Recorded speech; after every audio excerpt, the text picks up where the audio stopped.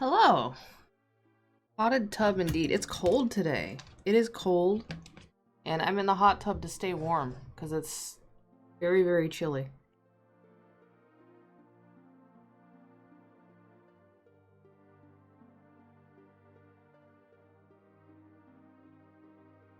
Yeah, right? It's almost what is most people's consideration of what, the beginning of summer is, even though technically that's not until the end of June. And it's been raining for like the last 2 days, and it's been like in the 40s and 50s. It's ridiculous. Climate change.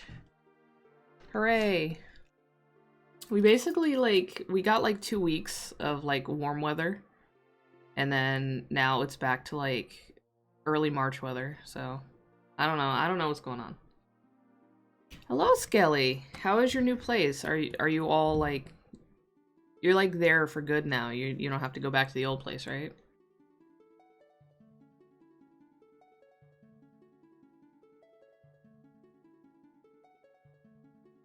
I'm on the east coast of the US. I'm in New England. Um and it's very cold here right now. Cold and gray and rainy and kind of miserable actually. It feels like being in Portland, but I'm not in Portland. It's okay. The US is huge and unwieldy. It's hard to keep up with what's what. Oh shit. I would have held off. I completely forgot you're going to start pretty soon. Yes, VTube Studio is much smoother. I did look at some YouTube guides on how to get the lip syncing better. So the lip syncing is better now. I figured out how to do it. 102 in Arizona. Wow, that's absolutely like brisk. That's sweater weather.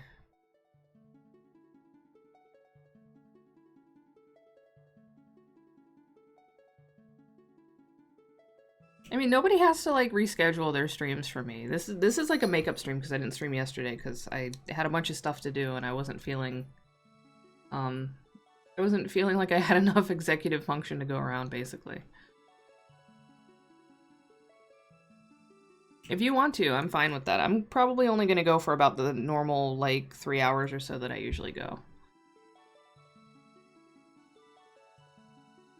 Right now, I'm going blankie mode because it's cold.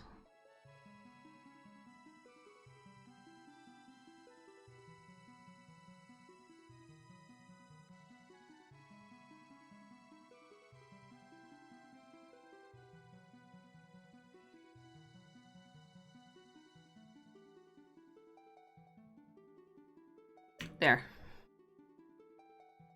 We're going blankie mode now.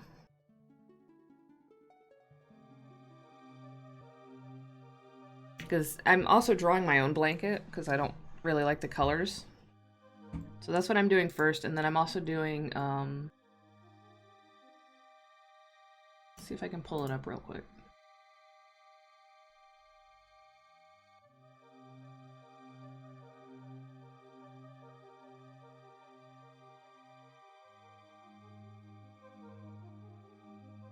So I have new YCHs for Pride Month coming up.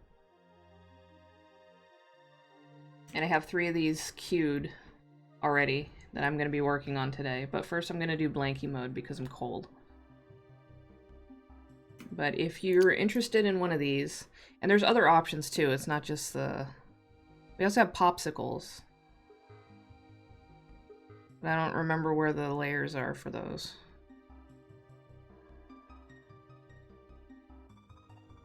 But we have popsicles too. And actually, I think I might have lost the layers for the popsicles. I'm gonna have to redraw them, but that's okay. They're not hard to draw. But yeah, I'm doing these Your Character Here icons for Pride Month. They're $25 each.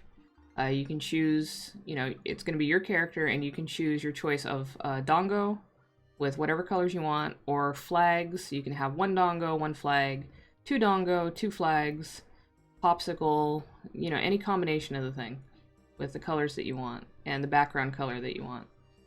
I'm going to be working on those too, but blankie mode time.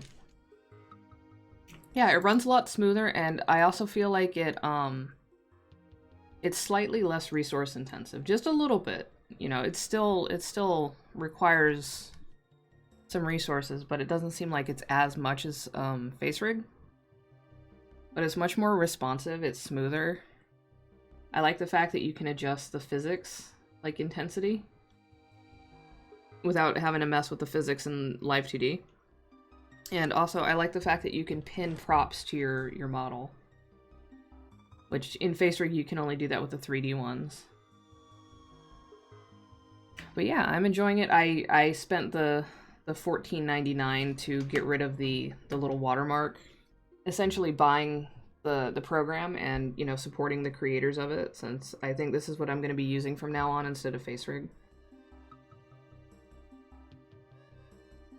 I also notice it doesn't freak out when I take a drink. Like, I'm taking a drink of coffee and it's not like making the model's face like go wild.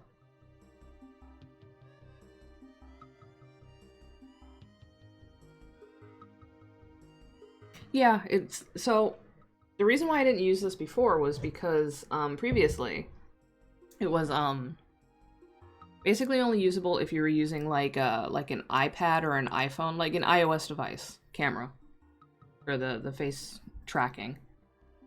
And I don't have those things. I don't use iOS devices. I never have. I've never owned one. I probably never will.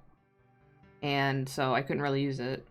There is an Android version, but apparently it's pretty garbage. And also, I don't really have any way to, like, set up my phone to be a webcam. Like, I don't have any kind of, like, bracket or mounting arms for that kind of thing, so it wouldn't have worked out. But this year, I think it was this year, or late last year, they finally released a Steam version that uses a webcam. Now I can use it. And I like it. It's good. It's really good. There's a lot of variables that you can change in VTube Studio. Like sensitivities for tracking and stuff like that you can't do in FaceRig. Otherwise, you'd have to go into Live 2D, and then like the way FaceRig smooths animations and stuff, it's not going to be completely accurate to how you set it in Live 2D anyway. So there's always like a disconnect. Connect as a webcam. Yeah, I remember that. But yeah, so far I like this more. Enough that, you know, I paid for it. I essentially have 2 face rigging programs that I've paid for now. No regrets. FaceRig did what it needed to do, you know. It was basically the only practical option for me at the time, so I'm not, like, salty about it or anything. I got use out of it. I got my money's worth, I think. I only paid $15 for it, so I'm not, like, upset about it.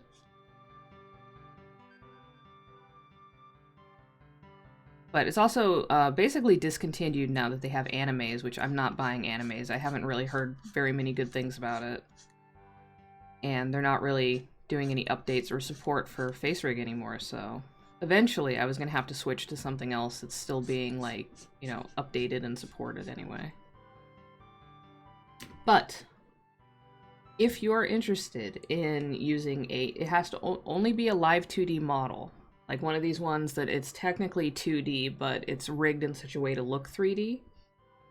Try VTube Studio. There is a free version. It does have a little watermark, which is, if you weren't at my last stream, I can show you, because it's actually a prop.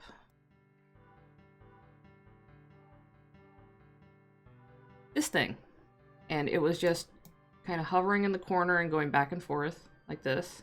It was smaller. So, like this. And that's the watermark for the program, and, you know, you can use it for free and have that just going back and forth, or you can pay $15 and have it removed and support the creators. But it works really nicely. It's pretty easy to set up.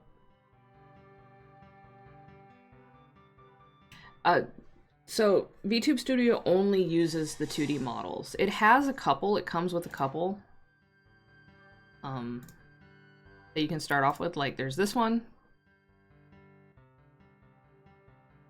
So you get to be a full-on anime girl. The physics and everything. Oh my goodness, wow.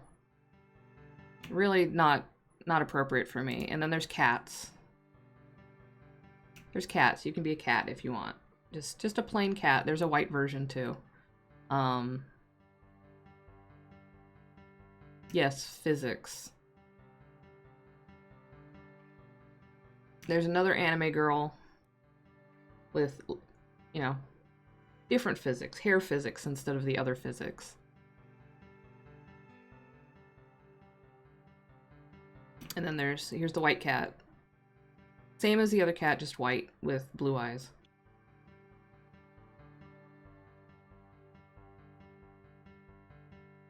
And then there's Mochi, the little Mochi dog in the cup. And this is the best one. Mochi is perfect. I will defend Mochi with my life. But these are the models that it comes with. If you want like a custom model, you have to either commission one or make your own in Live2D, which is a whole thing in of itself. Live2D is not a user-friendly program. It takes a long time to learn, and it can be very frustrating. But if you want to go down that path, you can.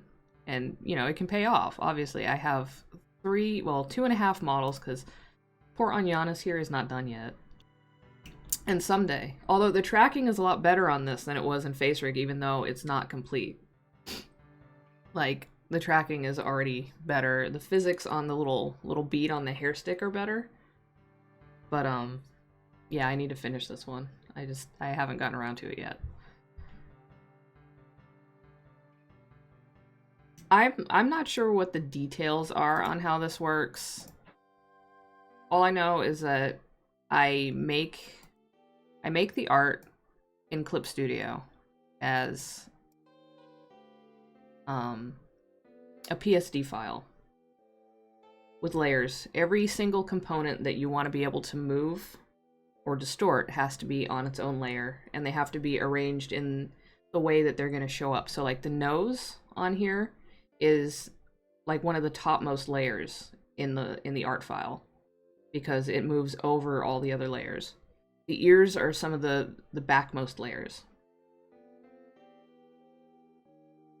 Yeah, it's weird. It's 2.5D is what they call it. But it's the program itself is complicated, essentially. And the documentation isn't the best translation, which, you know, that's not their fault, but it does make it a little difficult sometimes to figure out like what exactly they're telling you and what menus they're pointing to, because they show screenshots and the menus are like in Japanese. That doesn't really help me. So I've spent a lot of time looking at various YouTube tutorials and using trial and error to figure out how to do things. But with enough time and patience, you can get a usable, functional model. Or you can just commission somebody to do it. Oh no, I lost my blanket. Oh shit, that's terrible. Let's get it back.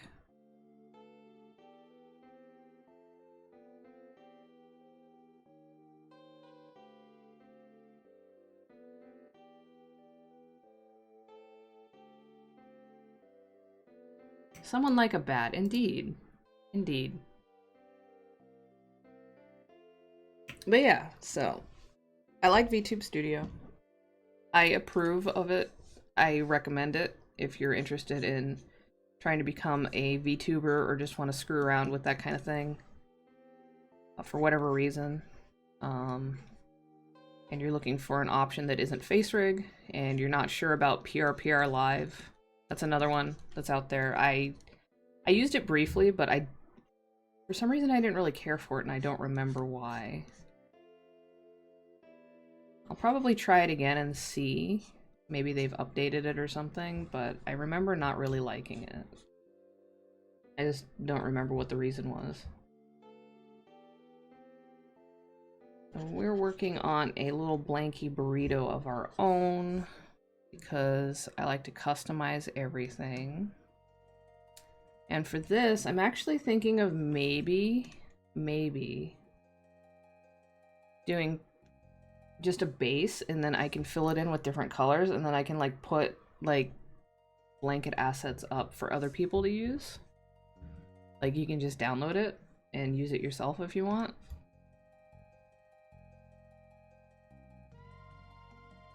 I want to make a new layer. This amateur hour? Not even making a new layer? Come on. Yes, I am going to do pride flags. That was the first thing I was thinking of. I was like, what am I going to do? I could try to do the night crew blanket that you can actually buy from my Redbubble that I actually have on my body right now. But that's going to be complicated because the design gets all distorted and stuff. And thank you for that. Thank you for the command, Gao. Because the design gets all distorted, you know, so it would be hard to visually read and just be like, what the hell is that? What is ooh? Because you'd only see like 3 letters or something and people would be like, what the hell? What is that? So something that's easier to just read in the abstract, like, you know, certain bands of colors that go together and have meaning would probably be a better bet. Hello, Pixel. Whose paw is that? A furry paw. That describes it. Welcome, welcome. We're drawing a blanket to replace the blanket we're using because it's very cold today. It's unseasonably cold. Not that I'm really complaining because we had a couple of weeks where it was getting warm and a few days where it was just very hot and uncomfortable. We had one day where it was up to 93 last week, and I don't miss that because it was hot and it was very humid, and air conditioning is very, very expensive, so I try not to use it unless I have to. And it got to the point where my partner went out to get us iced coffees from Dunkin' Donuts just for relief. It was so bad. It was so bad. I was suffering so bad. I was just like slouched on the chair in my living room, just like, oh my god, I'm suffering. And so the only fan that I currently have is an old box fan that I bought for like $20 like a decade ago, and the motor is dying. It has virtually no like air pushing power whatsoever. And I really need to buy some new like just fans to have around the house just to move air around. But I haven't done that yet. So, you know, trying to avoid using air conditioning for the sake of my power bill while also trying to stay cool is a challenge. And New England summers, it's not just hot, it's also very humid and swampy. So, that's a whole thing. Thank you, Skilly. Yeah, you can make me a box fan controller so that I can adjust my comfort as needed. So, some people don't like drawing folds in cloth, but I actually kind of do.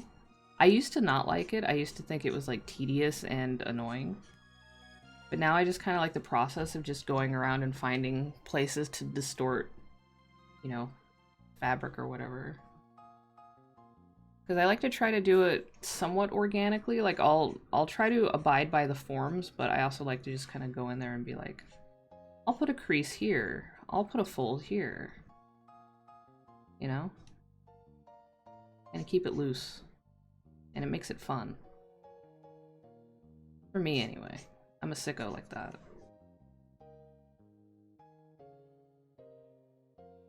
Also, I want props for VTube Studio that match the style that my model's done in. Like, the lines are way too thin and delicate on the blanket that I'm using right now. Because, you know, it was drawn in a way that's supposed to fit a lot of the anime models that use just very delicate line work. I don't use delicate line work. I'm not delicate. You can ask Helga, I'm not delicate at all.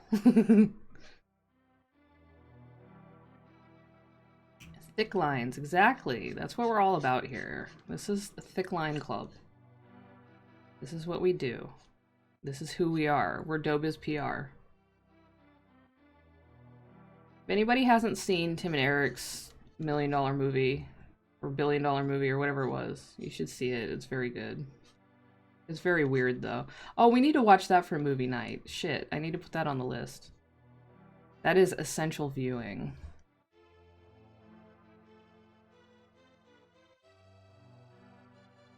We need to be inducted into the Society of Shrim.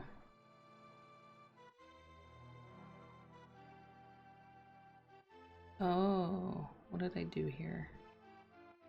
Okay, I don't want those, because those lines are too close together. It's going to look like they're merging, so I need to adjust something.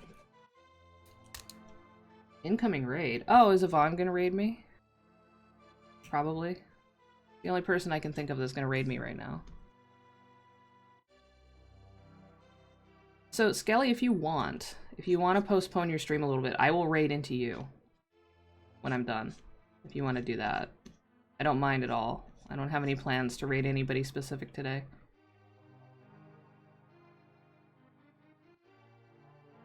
So when I finish up at probably, I'm gonna say probably around 6:30-ish, give or take.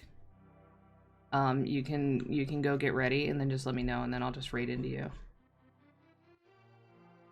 And then, you know, depending on how long your stream goes, maybe we could do a raid train, and then you can raid into Gao. That would be cool. Oh, I gotta caffeinate. Let's do that.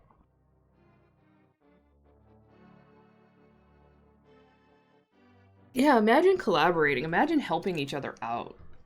That's wild. So how's everybody's weekend going? I know I wasn't here yesterday. Well, I was here, but I wasn't streaming. How's everybody's weekend? Mine has been cold and rainy, which I've already said. Doom Train. I like it. I think it was... Which Final Fantasy was it?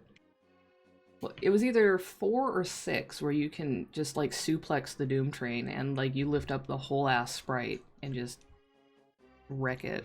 And I think that's hilarious. One of the best moments in that series.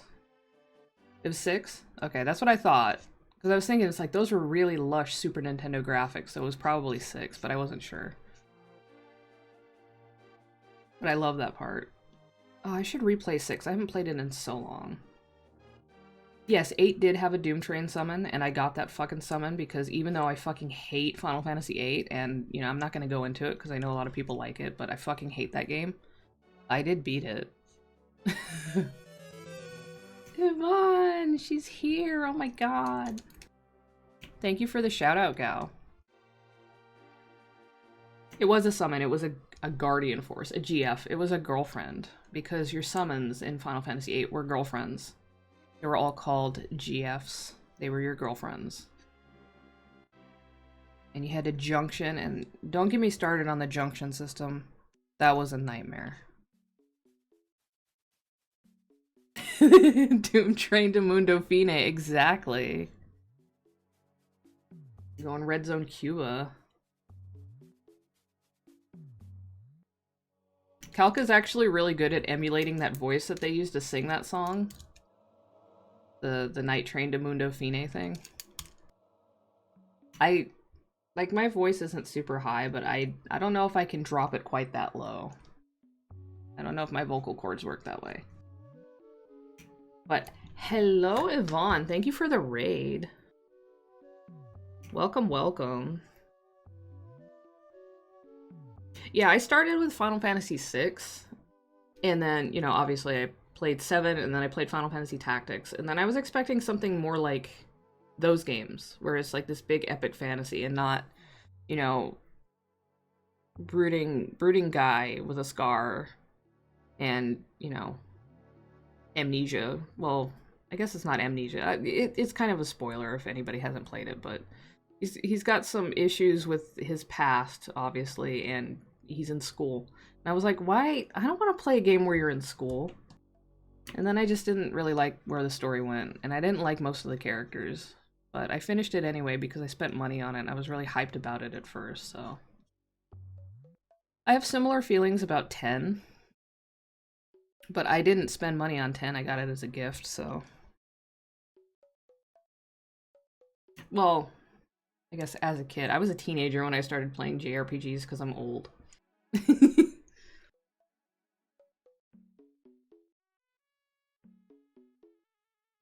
Yeah, like I was in high school and I was playing a game where these supposedly cool fantasy characters are in school and I was like, I don't like this.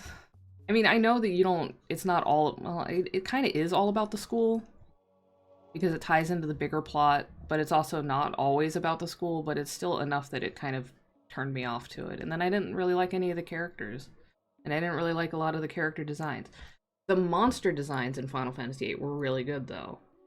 That might have been that and Triple Triad are probably the main reasons I kept playing.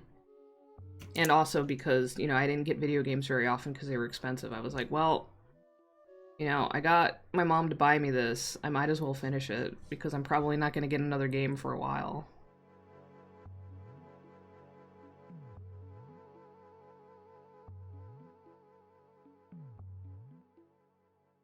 I didn't like 10 because it was about sports. And also the whole laughing thing. I like Lulu, though, for obvious reasons. Big titty goth girlfriend. I don't understand how she ends up with Waka, though. That doesn't make any sense to me. What the hell?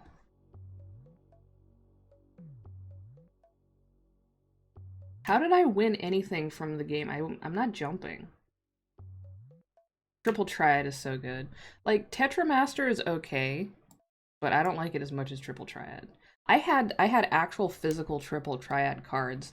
There was a place in Japantown in San Jose, called Nikaku, and it was mostly like a gift shop, but it was for like traditional Japanese gifts. But then they had this corner by the register that was like all anime and manga and stuff, and they actually had like packs of Triple Triad cards, and so I had a few packs, and they were super cool.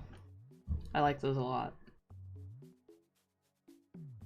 Actually, I think I actually had a couple of Final Fantasy VIII figures too, even though I didn't like the game that much. I don't know. I don't know. I was weird.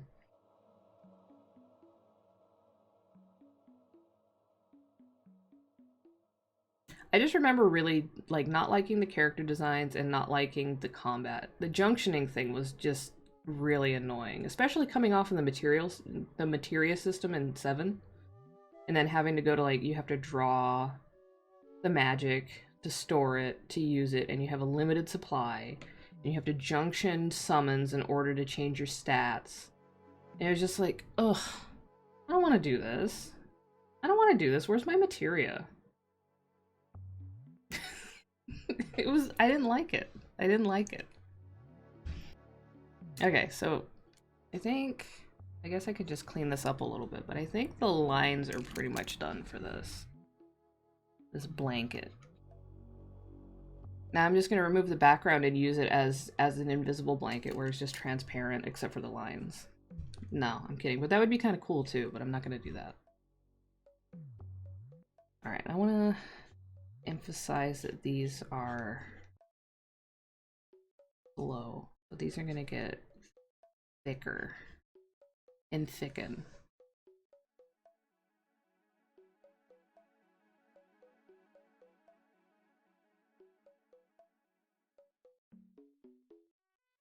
I did a lot of casting, especially for like support magic and stuff, like healing and like protect and shell and stuff like that. I don't remember a whole lot about playing that game other than being frustrated with things and being like, why did they go this direction? But, I don't know. I guess they were just trying something new. A lot of people like it, it's all about different tastes. By that point, I was also already like into some of the, the not Final Fantasy stuff that Square was doing back when they actually used to experiment successfully with, different kinds of games like Parasite Eve and Brave Fencer Musashi and stuff. And those were really cool. I wanted more like cool stuff like that and not moody teen in school to fight sorceresses. Oh yeah, Einhanda was pretty cool too. I'm not really a shooter player though, so. Holy crap, Gal, are you serious? Yeah, you're in like a detached house and you can still feel the vibrations of their music. That's wild.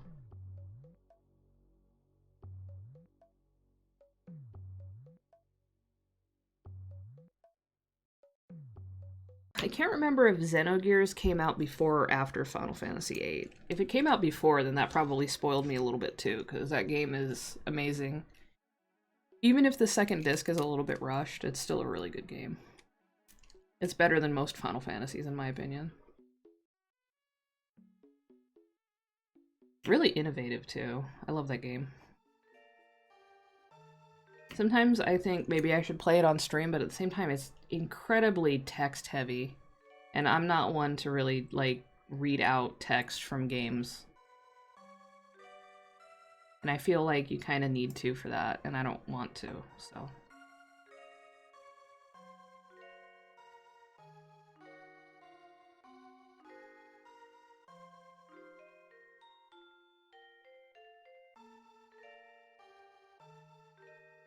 Why are they partying on the deck in the cold rain?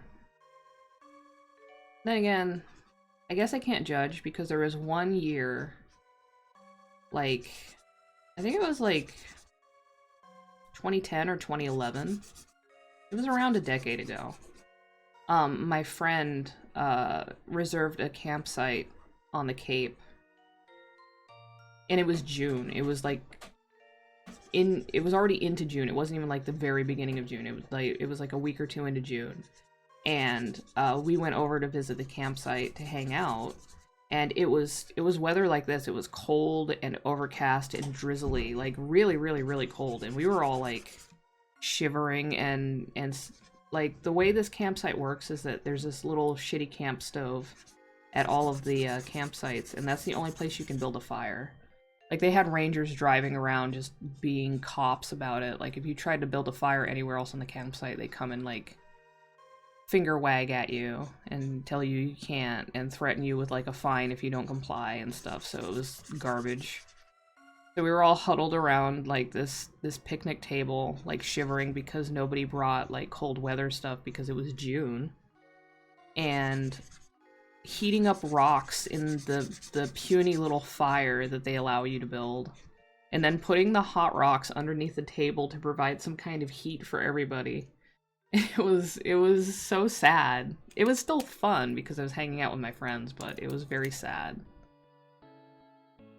But I was still out there in that weather, shivering, in order to socialize with people.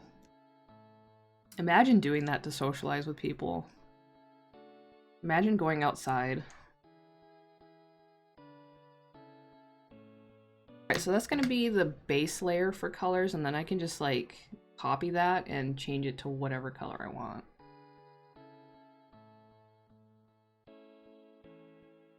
So I'm gonna do that right now.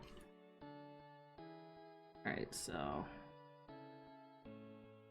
Now, which way do I want to do the flag colors? Because I'm going to do like a pride flag. Which way do I want to do it, though? Start with the white, and then we can go to yellow. What flag am I going to do, I wonder? What could it be? No, that's like too mustardy. Ew. That's better.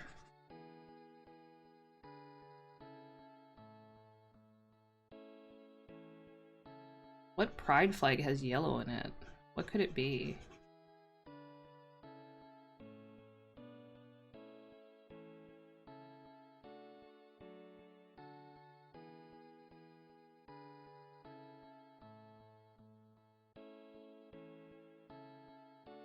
So I had neighbors like that. I live in a condo on the 3rd floor, so I have other people in my building, but I had neighbors like that on the other side of my condo because technically this is like a double unit. It's like practically I don't want to say it's a penthouse because that makes it sound like I'm some kind of like bourgeois asshole, but technically it's a penthouse because it takes up half the floor that I'm on. Not that the floor is all that big, but on the other side, our downstairs neighbors used to just blast music all the time, super loud. If there was a sporting event on, they were blasting that and yelling at their TVs. And they'd just be super loud, and then they would, like... Honestly, it sounded like they were just throwing each other across their apartment all night. And it was super, super noisy. And then when they finally moved out or got evicted or whatever, like the owner of the unit, who I guess was like cousins with them, literally came around and knocked on everybody's door in the building to like talk about what those tenants were doing and apologizing for their behavior and any disturbances they caused, which was wild to me. Like, I did not expect that. I appreciated it, but at the same time, it's like, wow, damn, I'm sorry you have to deal with that. I'm sorry your relatives were making a problem for you, but also you're a landlord, so whatever. It was weird.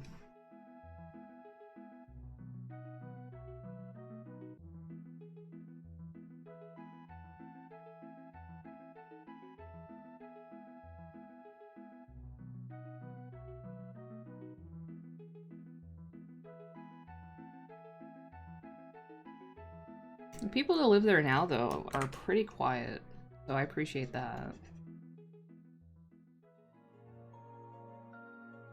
They just have to put up with the fact that I'm their upstairs neighbor and my kid likes to run around sometimes.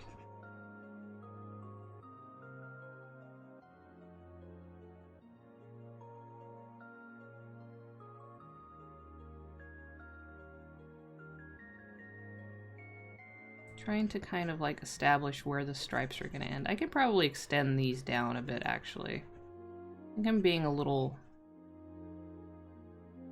too conservative about this. And bring this down.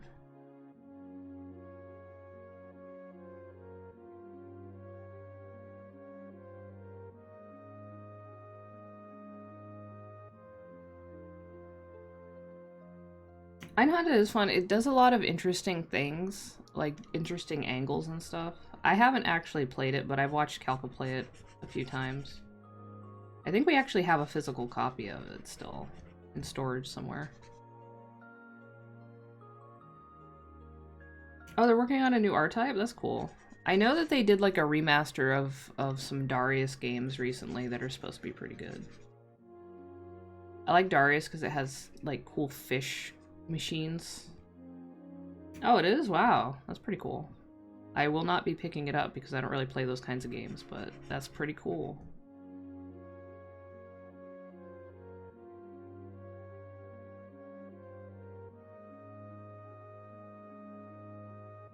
Besides, I mean, my plate is full with Monster Hunter and Power Wash Simulator. Because I am a gamer. I power wash things and kill monsters. It's too bad that you can't combine the two and power wash the monsters. That would be cool. So some of those monsters look like they stink pretty bad. They could use a power washing. Oh, you got flattened? Damn. Sorry to hear that. Like, did you do a rampage, or was it like an out-in-the-field hunt? Because, I mean, Zinogre's pretty nasty. I can only imagine that the Apex is going to be even nastier.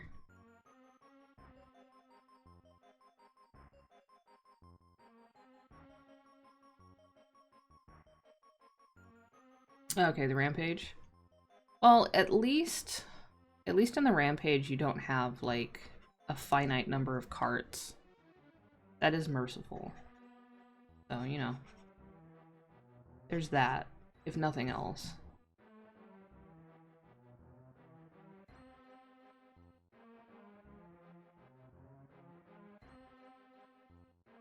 Monster Bather, exactly. Monster Washer Simulator. I would power wash the hell out of a Devil Joe because I imagine that it has poor hygiene and it probably smells pretty bad.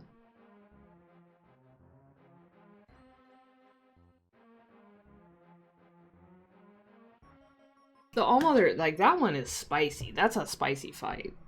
Like, there's at least, like, 2 attacks that that thing has that are practically, like one-shots.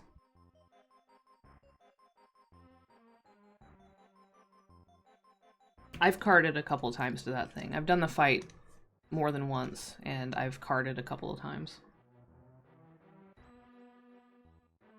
Oh, thank you, Yvonne. Yeah.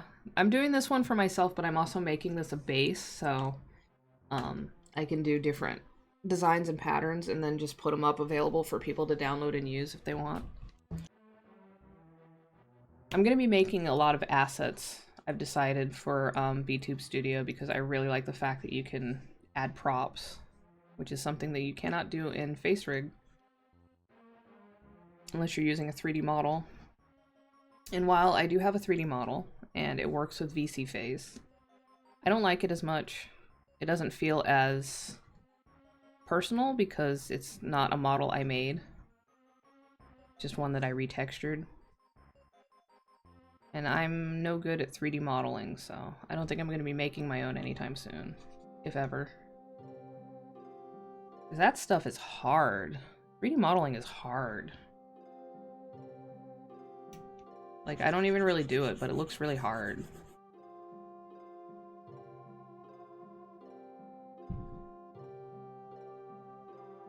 I mean, making avatars in Live 2D is hard enough.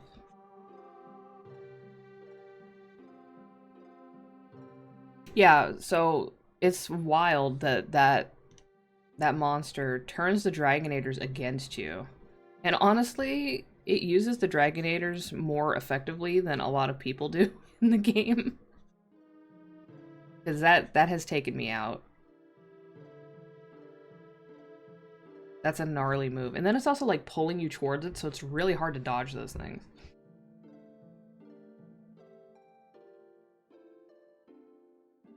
It is a good way to subvert the player. I was not expecting that. I was like, what the fuck are those? Those look like Dragonators. That's...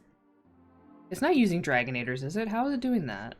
And then, you know, somebody gets carded because they get hit by it. It's... I wasn't expecting them to go so hard with that fight, to be honest. Like, I was like, oh, you know, they're just gonna have some kind of, like, tag team thing or whatever. Have the two dragons meet up and, you know, team up against you or some garbage like that. But no, they fucking go Smoke and Ornstein level, like, fucking fusion. And then using Dragonators on the hunters, and it's like, what the hell, Capcom? What are you doing? You're flexing. Flexing hard. Like, you can't really recruit monsters in Monster Hunter unless it's Monster Hunter Stories.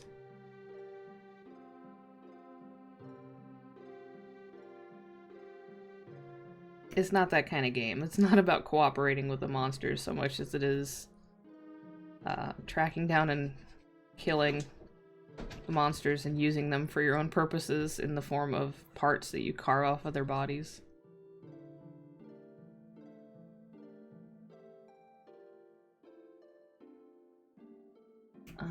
So the very edge, I'm gonna have to adjust these stripes.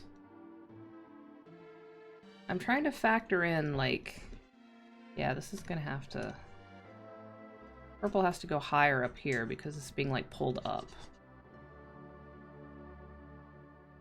This is what you have to, like, account for when you're drawing stuff like this. You have to account for the three-dimensionality of it in an inherently two-dimensional form.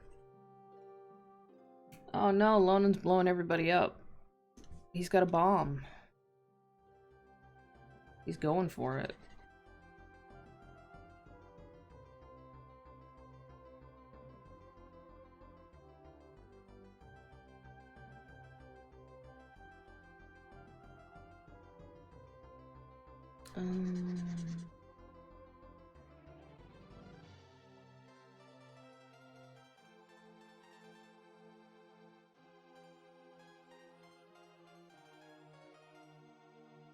Yeah, they did announce a release date for Stories 2, Stories 2, because there's already a Stories.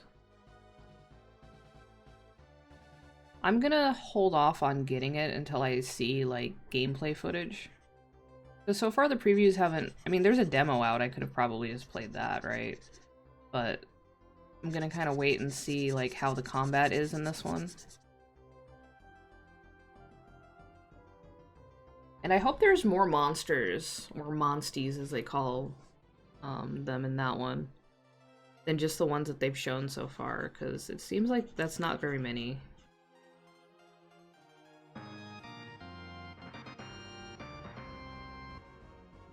Yes, you can say butts, and thank you for the resub. 3 months.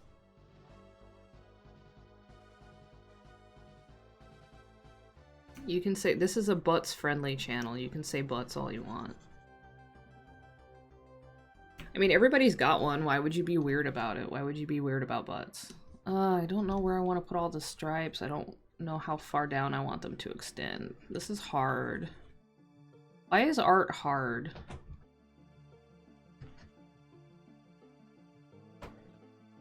Someone help me. Make art not hard. Just make it happen so I don't have to think about it.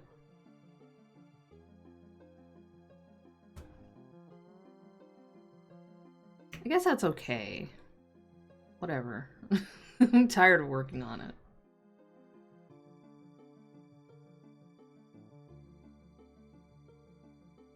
Make fart, not art. Exactly. Farts are easy to make. There's like no challenge there. Yeah, that's fine. That's good enough. Whatever. Whatever. I don't want to fart on my art. Also, it's on the computer. I'd have to fart on the computer. I'm not gonna do that. Yeah, you can post butts. I have a butt emote too, but it's a tier 3.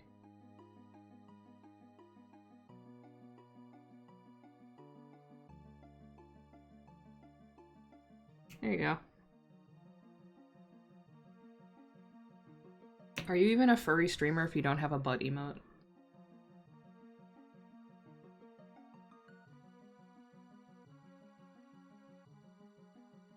Personal touch. Touching butts? Are you touching butts? No judgment. As long as it's consensual.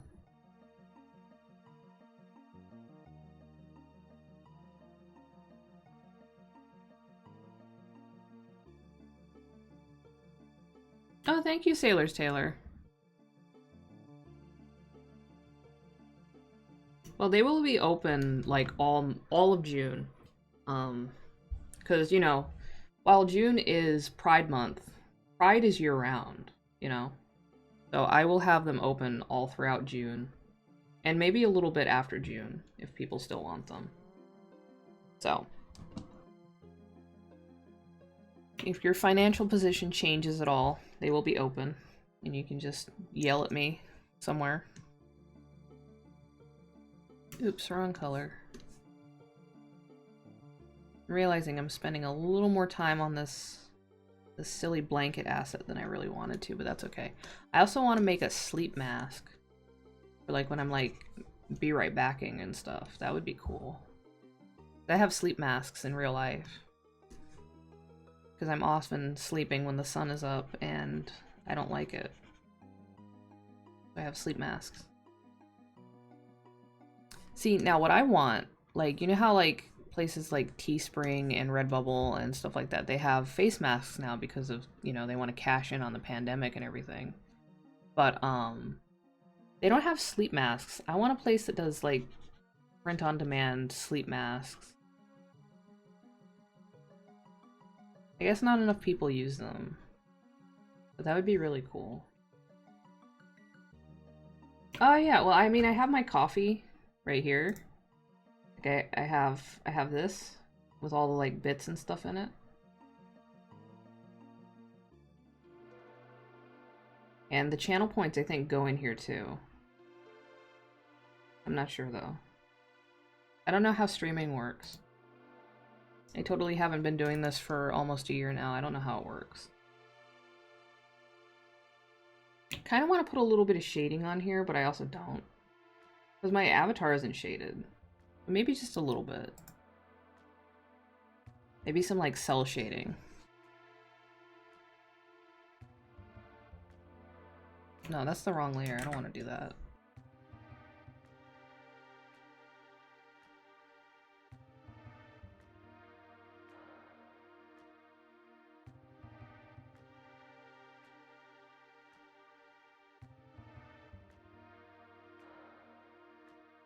I have seen custom sleep masks, but only if you go through like an Alibaba like manufacturer and get like 300 of them made at once, and I don't want to do that. I just want to have like a thing like Redbubble or Cafe Press or something where you can just slap up a design and then get it on a sleep mask if you want. Yeah, get one that says ooh woo, and like the U's are over the eyes and the W is over where your nose would be. That would be pretty cool.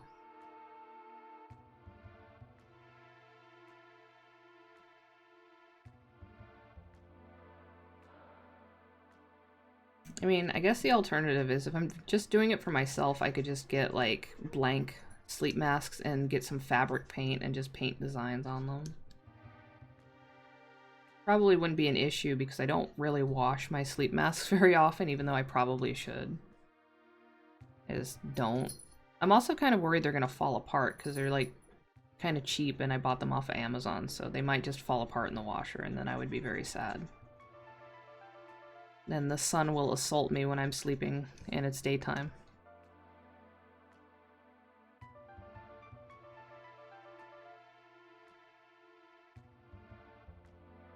Yeah, Tobias is being Tobias again.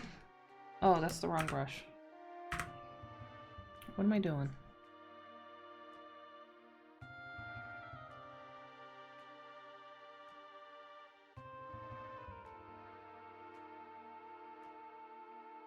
It is looking cozy. Hell yeah. I'm almost done with it. I'm just over-rendering again, because that's what I do. Like, oh, I'll just do it all quick, and then it's like, oh, I want to add shading. Oh, I want to do this, I want to do that. But I do want some kind of hint of, you know, three-dimensionality and depth to it. Otherwise, it's not going to look quite right. Like around here and stuff, we need something.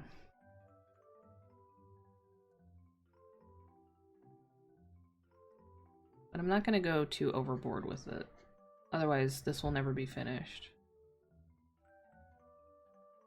That's why there's literally 4 different versions of my live 2D models. If I find something wrong or something I want to do differently, and I will fucking re-rig the thing from scratch.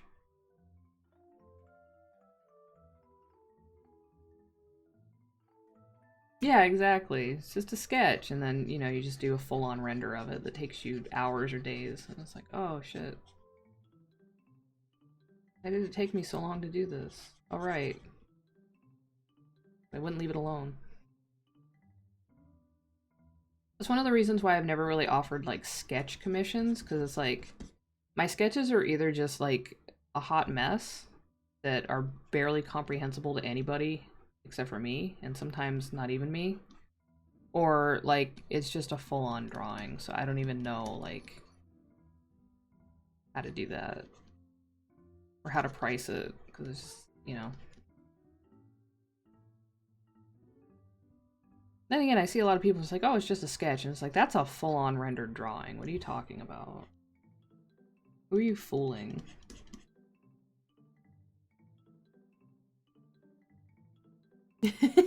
I'm calling myself out, too. Don't worry about it.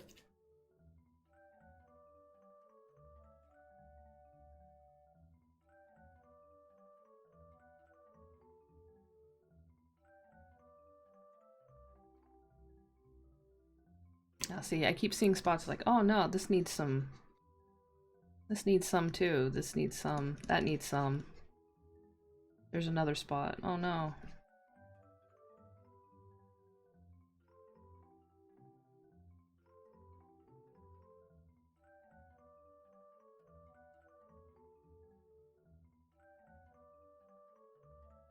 Okay, for real though, I need to stop. I need to call it finished, because otherwise I'm just gonna keep working on it forever.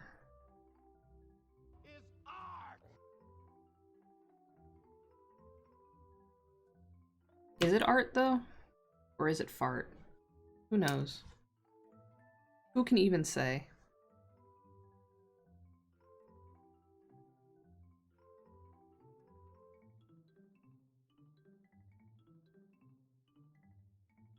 Yeah, that looks fine. Oh, but now I want to color the lines. Oh shit. I gotta color the lines now. I can't help myself. I can't stop myself. It's gonna happen. I gotta do my thing. Like this. Bias is here.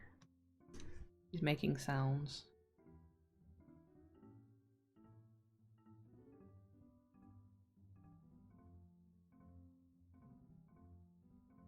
Because it's a blanket, it has to be softer, so we have to soften up the lines by coloring some of them. It's part of the whole aesthetic, the cozy aesthetic.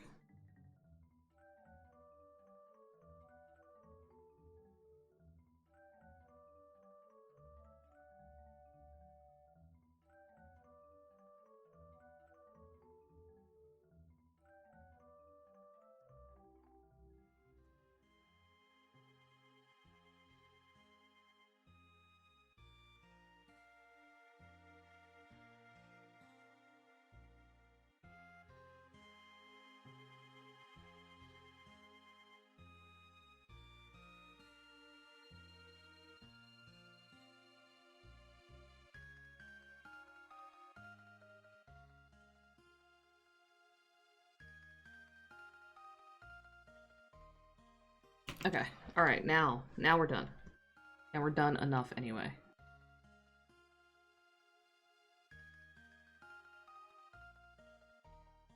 So now I saved it, I'm gonna merge the visible layers.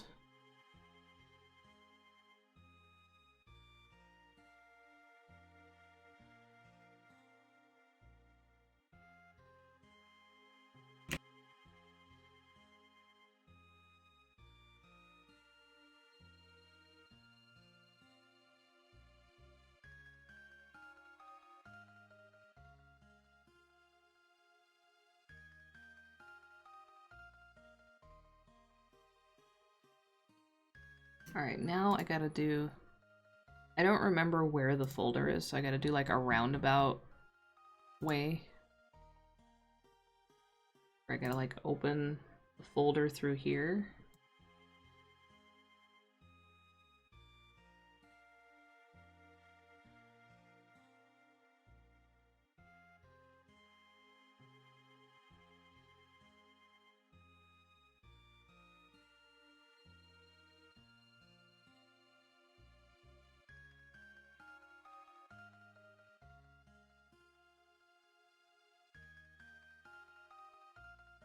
Okay. Now let's see.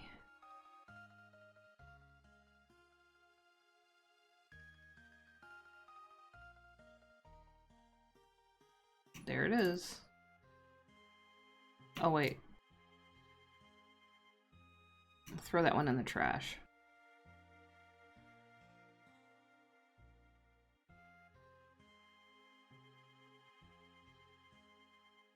There it is. I did it.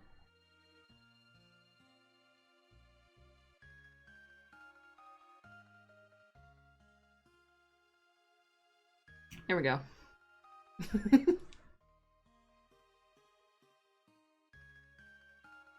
I had to replace the NB hat because it's not hat weather anymore.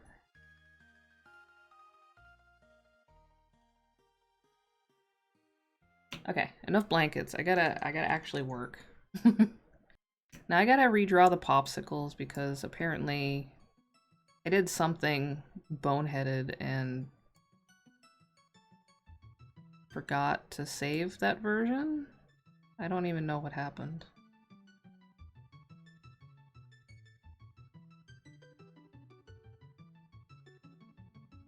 I like that the blanket actually matches now, like the style and everything.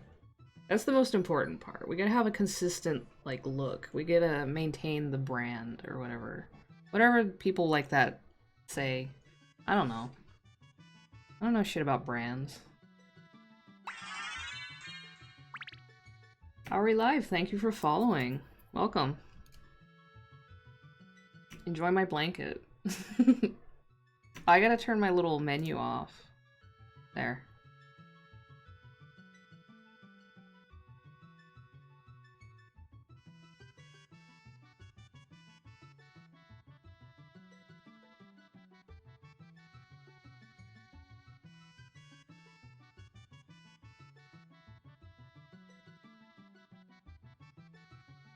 Jojo!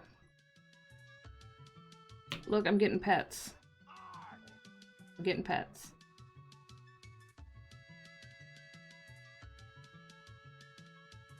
Just the nose? Okay. Just the nose. There.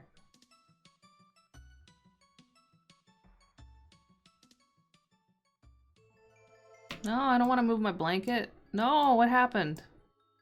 Ah, everything's getting screwed up. Let's get rid of the hand. Oh, the blanket's crooked now. Actually, I kind of like that. I like it, like, off-kilter. How did I do that? How did I rotate it? What did I do? Weird. Anyway, I kind of like it off-kilter like this, actually, so we're just gonna leave that. I'm still learning this, this program a little bit. I'm still figuring it out. But that's fine. I don't mind. I'm not straight anyway. Get it? Haha. Ah. It was a good joke. I'm very funny.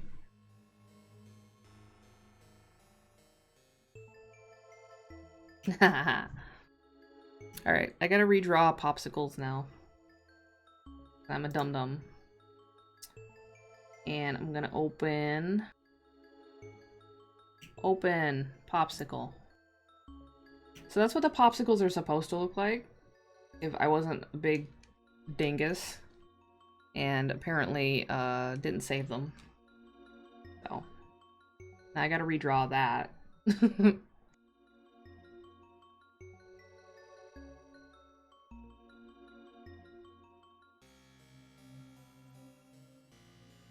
Which is simple enough. All I'm gonna do is I'm just gonna draw over the dongo, which is what I did in the first place. I just kind of drew a popsicle shape over and then erased the dongo underneath, so it's not really a problem.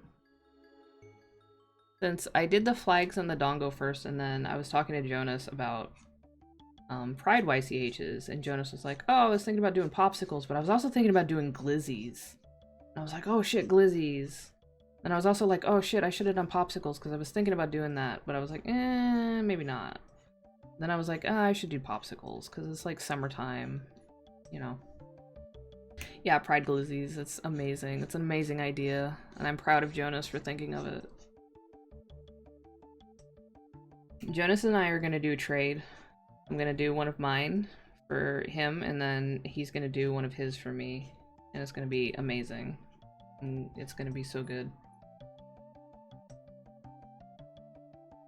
Repugnant mixed drinks? Yes. Hell yes.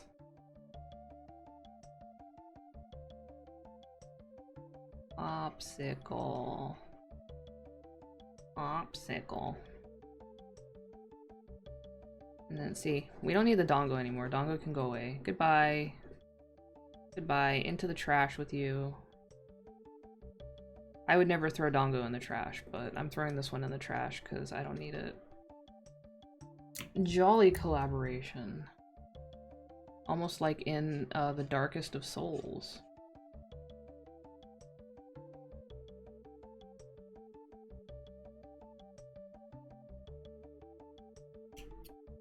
Oh shit! I have not opened Telegram in a hot minute. Give me a second. Oh my god, I have so many messages. Oh shit, Jonas, that's amazing. Hell yeah. Hell yeah, I'm all about that. The condiments remind me of the fucking cursed, colored ketchups that they used to have, like in, like, the early 2000s. Like the purple and green ketchups. Yeah, it was so fucking cursed. I hated that shit. I hated seeing it in the stores. I was like, oh my god, that food coloring is probably not good for you. The amount that they would have to put in there, like the stabilizers and stuff, they would have to put in that stuff to make it, like, uniformly that color, it frightened me. Oh, it did? I never tried it, because I thought it was kind of gross. So I never actually sampled any because I was afraid of it, but... I can't see how they could put that much shit in there and not have it change the taste in some way, honestly. Like, there's a lot of stuff you gotta put in there in order to change the color that much and also, like, have it not, like, separate and stuff.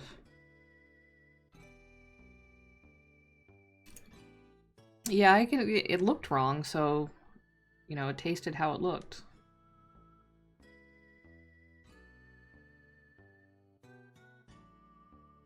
Yeah, I never tried it, though. I'm not a ketchup fan. I think it's too sweet. The only ketchups I like are, like, ketchups that have, like, horseradish in them, which are pretty good. Or, like Korean ketchup is good because it's more tomatoey and it's less sweet. But in general, I don't really like ketchup. The closest thing to ketchup I like is, I mean, either barbecue sauce or tonkatsu sauce. But I rarely have tonkatsu sauce, so I don't really use it. I just use sriracha instead of ketchup for most things that you would normally put ketchup on, like French fries or whatever, hot dogs. On hot dogs, I put sriracha on them. Ooh, curry ketchup would be good, though.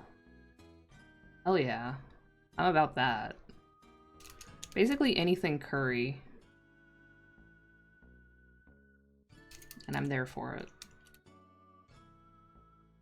I have not tried a curry ketchup, but I am interested now. I would probably try a curry ketchup. Gotta get the drips on here. Get those drips.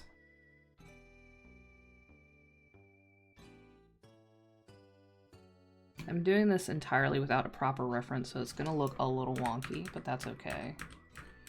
It's also, you know, a bar popsicle that's like colored in pride flag colors. So the edibility isn't really the main factor here, it's just the look. So we can have it look a little janky, and that's okay, as long as it's got the colors and the shape.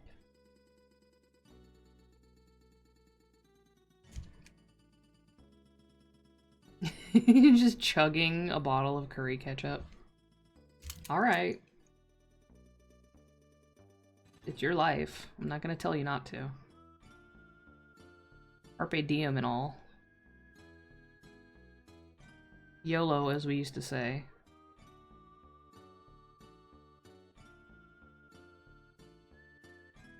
Actually, I kind of feel like this popsicle looks better than that one, because this one's like kind of bent in a weird way, and this one's not. So I think I did a better job this time. So it's probably a good thing that I ended up having to redraw it.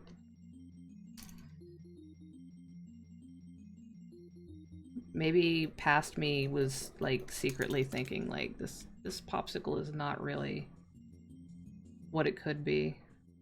So we'll just give ourselves a reason to redo it later.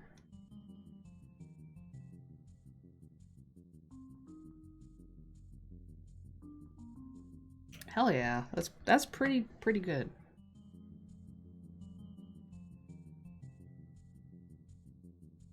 Now this time I'm gonna save. Because I'm not actually interested in redrawing a popsicle a third time.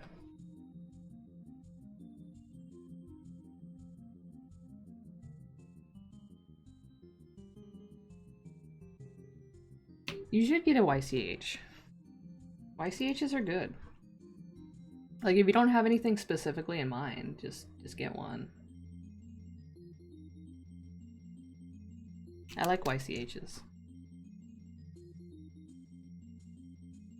The only part about YCHs I don't like is having to think of a new, like, base. Like a fresh idea, because sometimes it's a struggle. Sometimes I'm like, oh, I should do a YCH for this thing. It's like, I have no idea what I would do.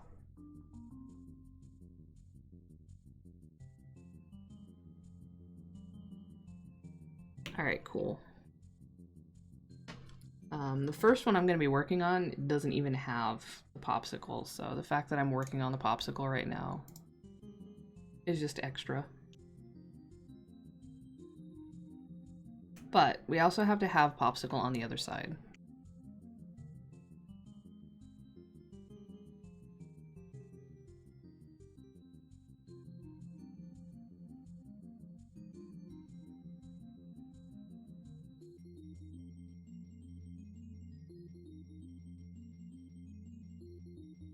double popsicles. Holy shit, look at that.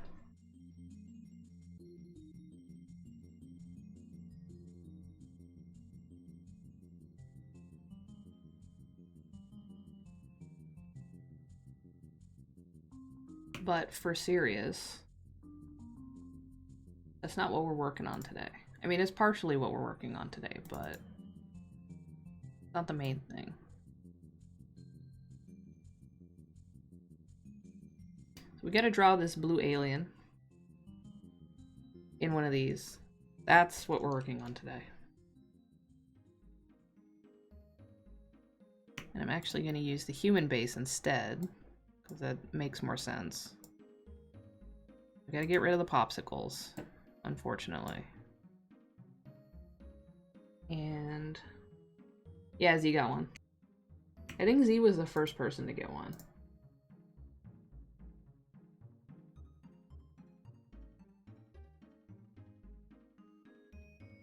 And it's a dongo and a flag. So we're good there.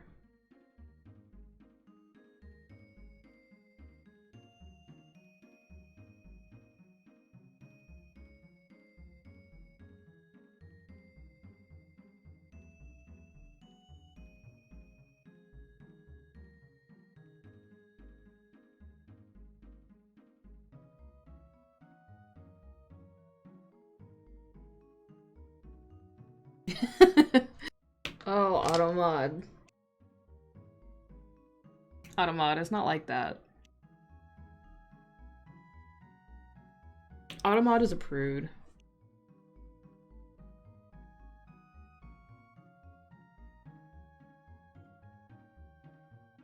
I really only have it on, you know, in case somebody comes in here dropping some gamer words.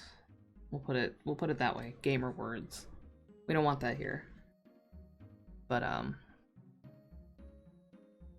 otherwise,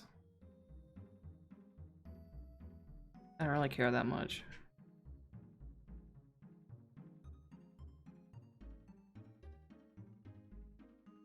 Alright, I need to make a folder.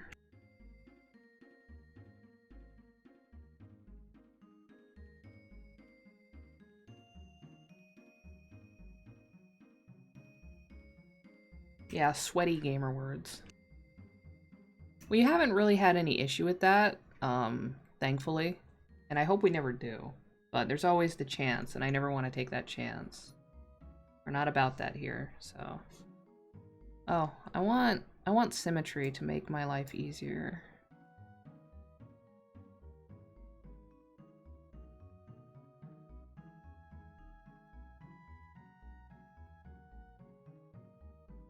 Yeah, I want symmetry.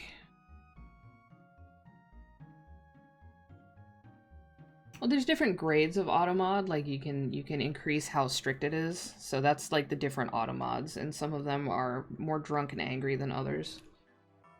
Some of them are just more prudish. I want takoyaki too. I haven't had takoyaki in a long time. Because it's hard to get ingredients for that kind of stuff around here.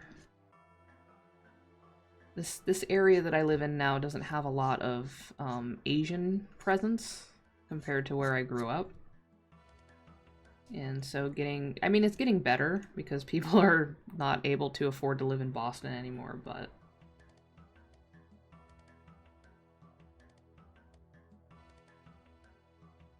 I was thinking about getting a, like, one of those baby cakes things from when, like, cake pops were really, like, popular for, like, 2 seconds.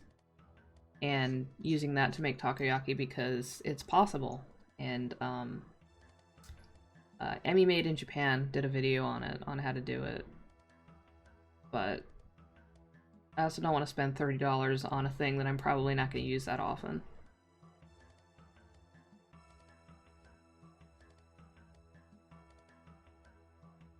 But, you know, we'll see. Whatever. So the thing about this alien, and this is the alien from the Eiffel 65 music video for that Blue song that they did that was really popular a long time ago.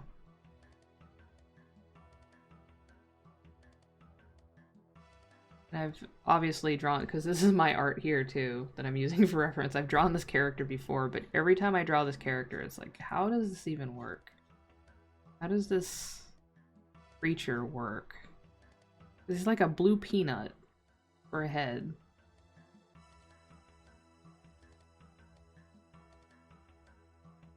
And then you try to get reference for this character, and it's all like incredibly low res, deep fried JPEGs from 20 years ago. So you kind of have to take some liberties with the design.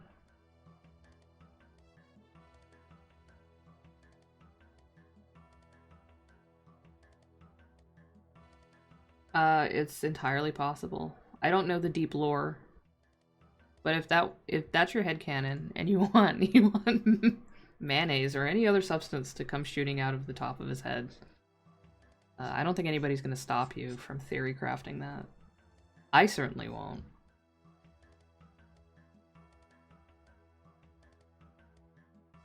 We need to fit more of this nog in here, so I'm just going to scooch things down a little bit. Is this where the mayo comes out? Maybe. Who knows? Yeah, Kewpie only, exactly. The best mayonnaise. Because then there's like these lobes here, which kind of create a little bit of a suggestive silhouette, I'm not gonna lie. It's not what you think it is. But at certain angles, you could say it does look a little bit in that direction. Don't worry, I see it too. It's just an alien, though. Sometimes an alien's head is just an alien's head. You know? Not actually dirty. It's just your brain making it dirty. And he has no nostrils. None. Not where does he breathe? I don't know. I guess he's a mouth breather because there's no nostrils here. But he's got some pretty prominent, like, succulent lips, so that's fine.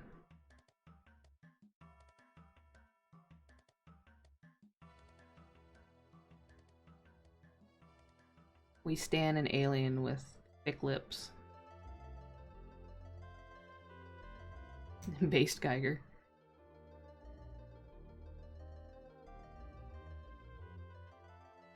Well, Geiger was not at all, like, subtle about it. Like, that shit was exactly what you thought it was, and that was the whole point. He was just like, you know what? This is gonna look like this thing. And then it did.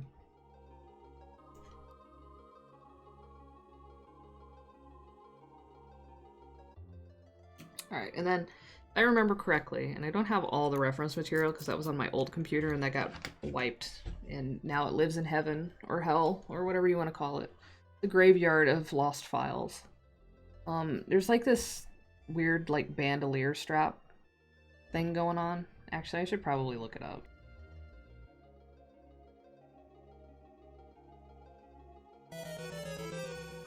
Whoa!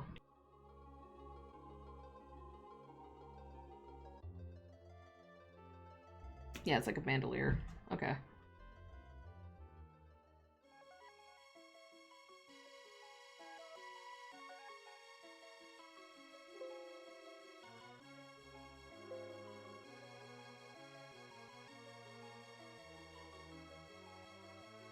Oh, Cherry Fox! Welcome, Raiders. Yes, I have a blanket now. I made myself a blanket. That's the first thing I did on stream was draw myself a blanket. Because I'm using a new face rigging software, and I can make props for myself that stick to my model. So I had to make my own. But welcome, Raiders. Thank you, Cherry Fox. How was your stream? What were you working on? More ponies?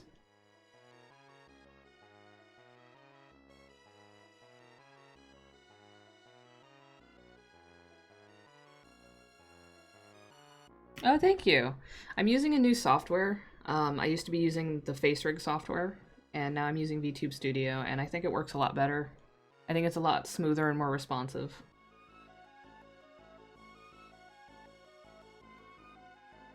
Messing about one. That's pretty good for a Sunday, honestly. I'm kind of doing the same thing. I'm kind of working, kind of just, you know, goofing around. But thank you for the raid. Welcome. Anybody who is new to my stream, I am Extinct Inks. You can call me Extinct or Inks or Bat or whatever.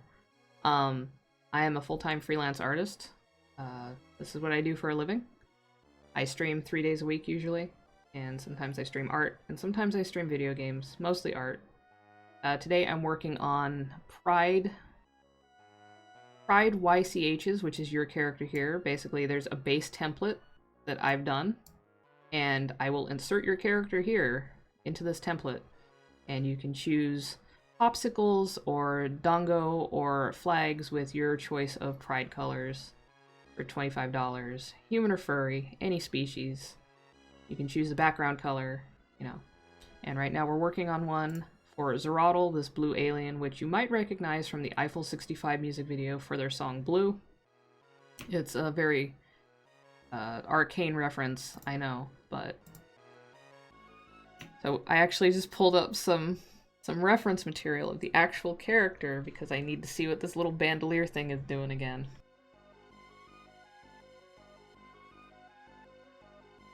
Oh, thank you, Cherry Fox. Yeah, I figure, you know, I have a blanket, so I should be approved for blanket forts.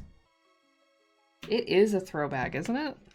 And this is like the 3rd time I'm drawing this character for somebody, so I'm getting used to it. I'm sorry, I just put on some relaxing Super Nintendo music. I'm tired of looking for stuff that's, you know, not copyright. Twitch.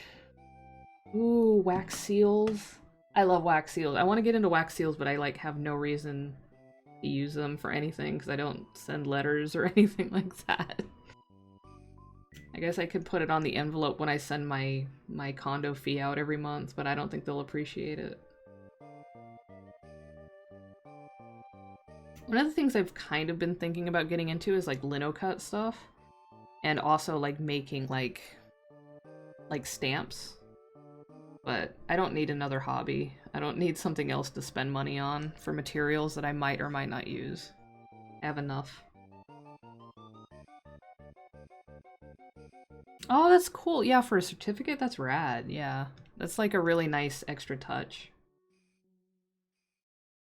I've never used them before too, but I've watched a lot of videos like on Instagram and stuff of people doing wax seals, and I'm like, oh god, that looks so satisfying. So we gotta do this thing. I don't know what these, I don't know if these are bullets or what. Doesn't seem like an aggressive character, but I could be wrong. Oh no, we don't want symmetry on for that. So that kind of goes over like this.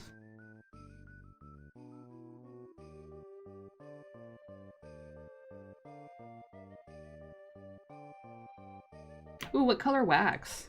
Because I know they make all kinds of colors. I've seen ones that are like metallic and shimmery and stuff. Pretty rad.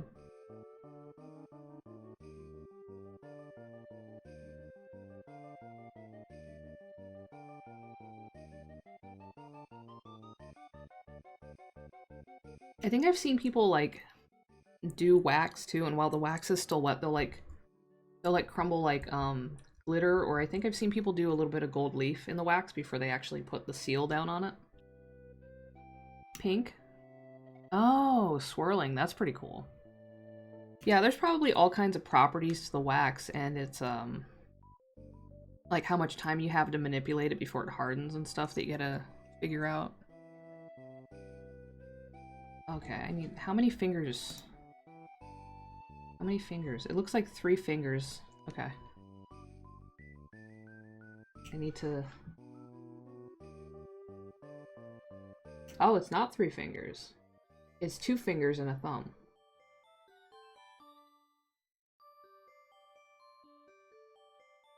Alien only has 2 fingers. Alright.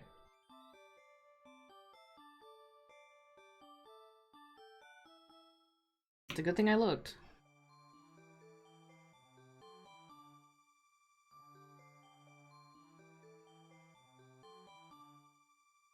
Oh no, Lonan. You have one of those like windshield shade things, like that you fold out on your windshield to keep your dashboard from getting too hot? I don't really use one here I mean, I have one, but we never use it. But back in California, that was an essential item in the summertime. Otherwise, you're gonna burn your hands. That starts like here. Whatever these things are, I don't know what they are. What are they? Are they like vape cartridges? Because this is like a futuristic alien. Maybe he had a vape way back then.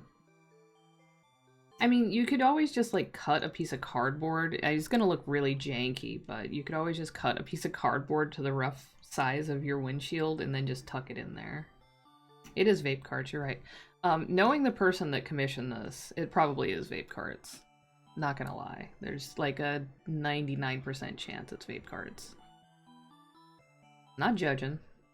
We are 420 friendly here because it's legal in my state.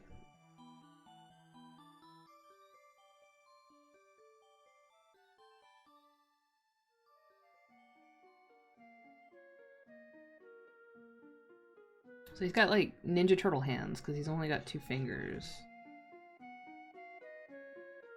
And I know that Z, the person, has more, but we want to keep it within the canon of the character.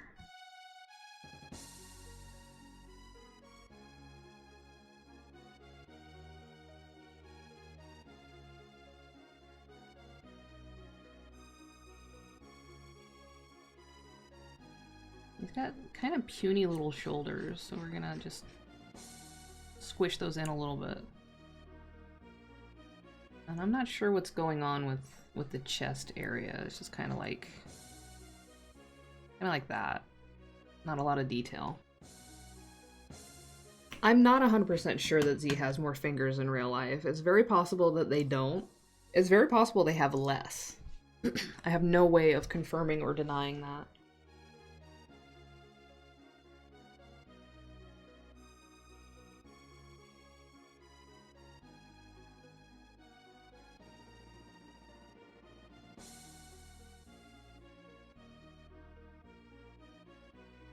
I will not judge anybody on the amount of fingers they have.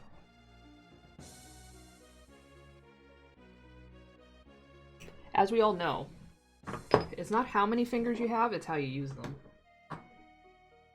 Alright, Cherry Fox, well, have a good meal, and thank you for the raid. I appreciate it.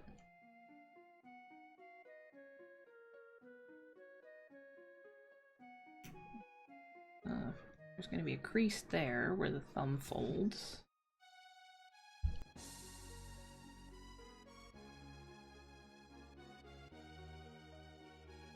Have a good rest of your day, Cherry Fox. Oh yeah, I should probably, like, do the details of the eyes, huh? I like how in this one he's like surfing or something. I like his boots too.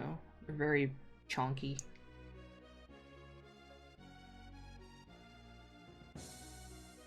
Yes, your reappropriation of finger bones is acceptable, as long as you're not denying anybody of the finger bones they need.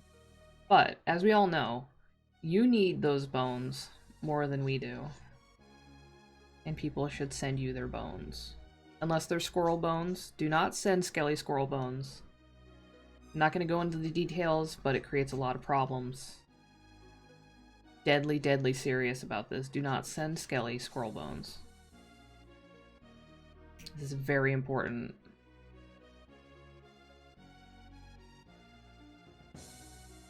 It's a PSA. PSA about bones. Alright, I can get rid of the sketch line now.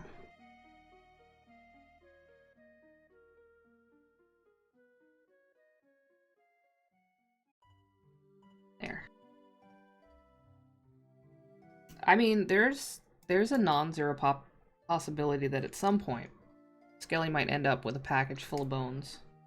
In a completely non-threatening and non-menacing way. I want to emphasize this, it's not like a threat, it's not like a scene from The Godfather or anything.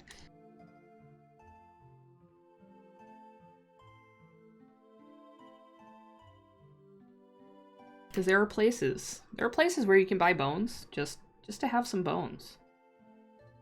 And they're like clean, you know, they're cleaned up, they're in good condition. Sometimes they're articulated for you if that's what you're into. Sometimes they're not. You can just buy bones. There's no laws against it. You can just buy bones. What do they come from? You might find out, you might not. Who knows?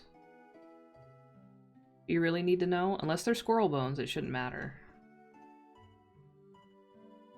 A box of bones does sound like a good time. And, you know, if it's a full set of bones, it can be like a puzzle. And you can figure out how they go together. And then eventually you have a full skeleton. And that's pretty rad.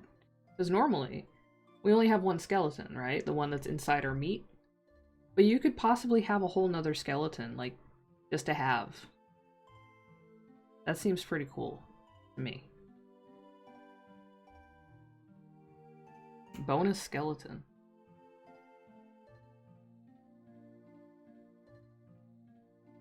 Oh, that would be rad. Or you could be like, you could do that, or you could do like that plastination stuff they do for like body worlds, where they like inject you full of like polymers and stuff so it preserves like your nerves and your tendons and your muscles so they can put you on display along with your bones.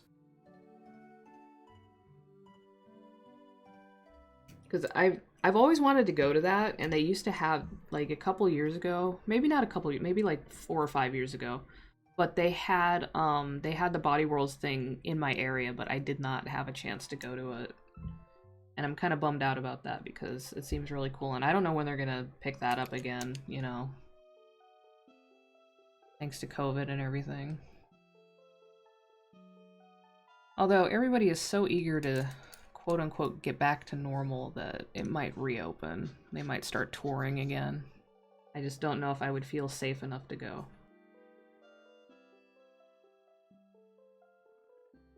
There's actually a few streamers, a small handful of streamers that work on bones and articulating skeletons and processing remains and stuff like that. There's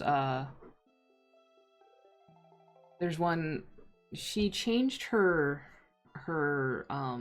stream name, and I don't remember what it is now, but it used to be Mo the Bone Lady. She works on skeletons on stream, and it's really cool. It's a very chill time. I'll have to look through my follow list again and find out what she changed the stream name to. But it's pretty rad. She does a lot of like she works a lot like with pet remains. Like people want their pets' bodies preserved after they pass away. So she will like process and articulate skeletons of deceased pets for people. Like I think she was working on a dog a month or 2 ago.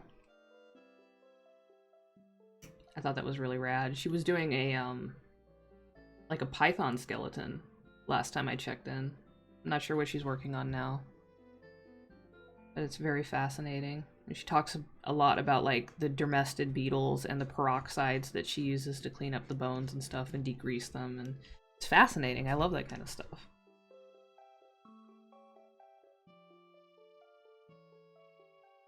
Big goth energy.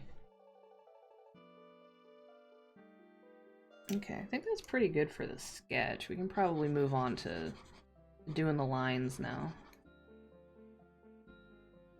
Yeah, so we're gonna do some educational stream time now. I can get rid of the base sketch, I think, because I don't need that anymore. Where is? Oh, there is. Okay, there we go. We have a clean Zerottle now. So obviously living things, especially mammals, but also other things with bones, we have fats in our bodies.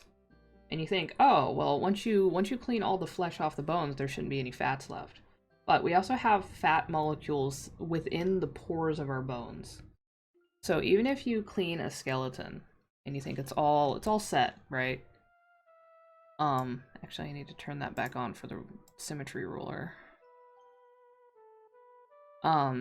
If you leave bones out that are not degreased properly, the fats can start leaching out of the pores of the bones, and obviously over time they're going to go rancid, and it's going to stink, and it's going to make the bones greasy and turn them, like if you've ever seen bones that are like an orangey color, kind of like a brownish orangey color, that's because of those fats that are leaching out and going rancid. So you have to make sure that you properly degrease bones if you're like hoping to preserve them and put them on display. Or else you're just gonna have greasy, stinky bones. And nobody wants greasy, stinky bones.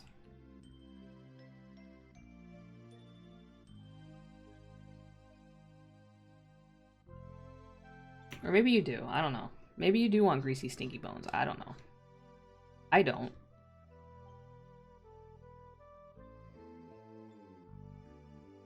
So basically, you have remains, and you know, you work on basically getting the flesh off of it. There's various ways to do that. There's like, you can basically soak them in water and have the water macerate it, and then you put them in with the dermestids, which is the beetles, the carrion beetles, and they'll eat as much off as they can. And once they're done with it, you can put it into a, you know, peroxide bath or ammonia bath to get rid of the grease. And then you do another peroxide dip where you're basically just whitening the bones and bleaching them. And then essentially after that process is done, you know, they dry, and then you can do whatever you want with them. You can articulate them, you can put them on display, you can turn them into jewelry. You can just keep them in a special box under your pillow to look at before you go to sleep. Whatever you want. That's the quick and dirty process. There's more details to it than that, but I don't know the full process. I've never actually done it. But that's the basics.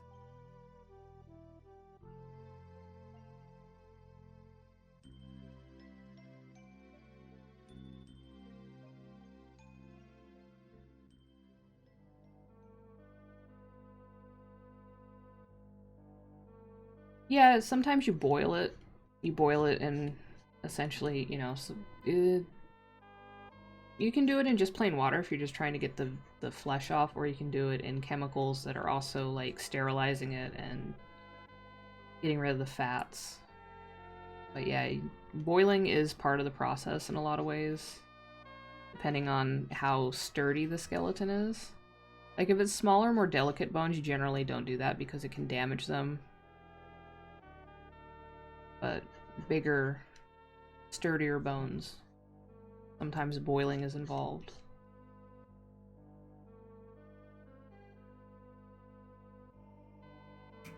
That's how you make a stew. You put the bones in there and you boil them. Hefty boned.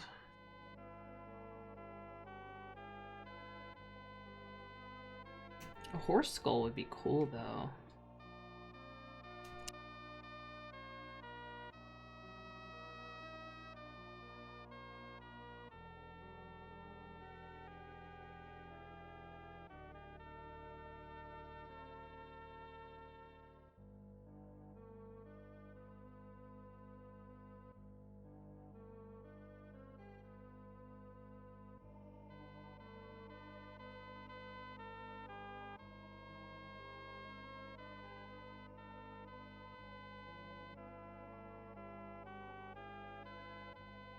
I have no idea what the teeth situation is here, so I'm just not gonna draw them with any kind of definition.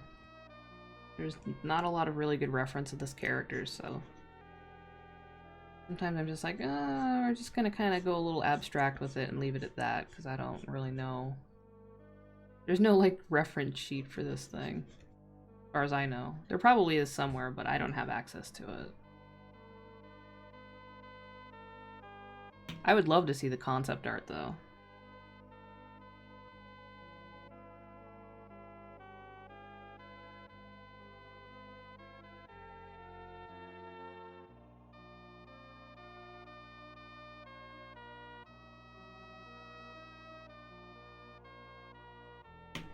It's cool to think of lending bones, like just borrowing bones for a bit just to appreciate them. I love that.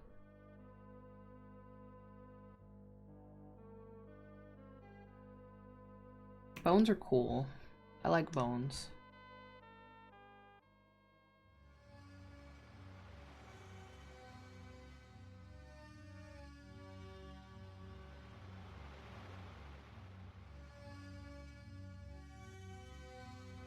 What is this from? This is very ominous sounding.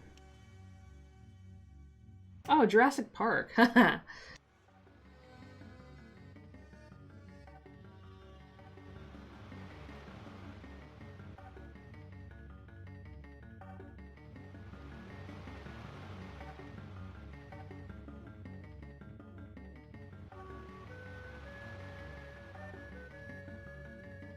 I remember the Jurassic Park Super Nintendo game. For some reason, the box art says it was compatible with the SNES mouse, so I don't remember that. Jurassic Fart. Exactly.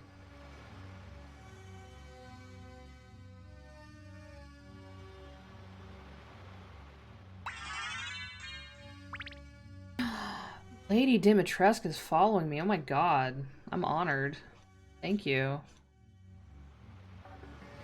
Wow. I know! The big woman. She's following me.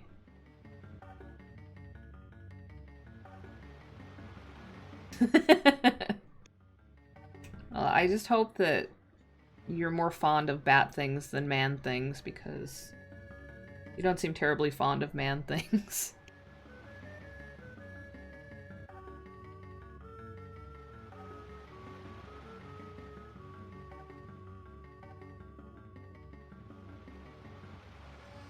Nah, I'm not Batman. I'm an actual bat. I'm not just pretending to be a bat.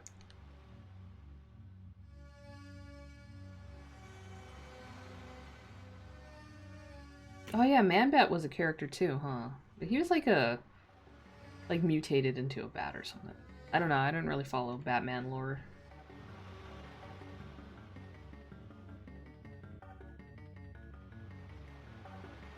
Why was everybody dancing?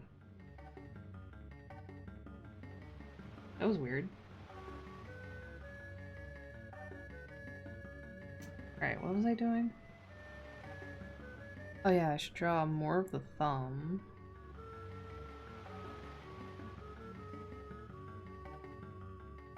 I got distracted by the big woman following me. So excited.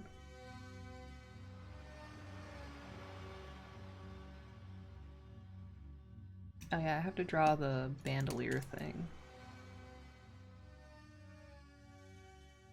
Gotta make sure those vape cartridges are at the ready.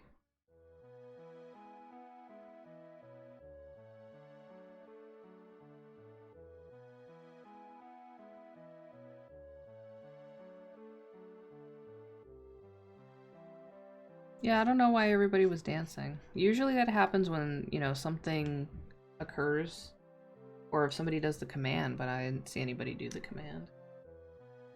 It was kind of a while after the follow, so I don't know. Maybe the sprites are bored. Okay, so I didn't really play a whole lot of TF2, by which I mean I played it like twice. I did not know that there was such an item, and that's pretty rad.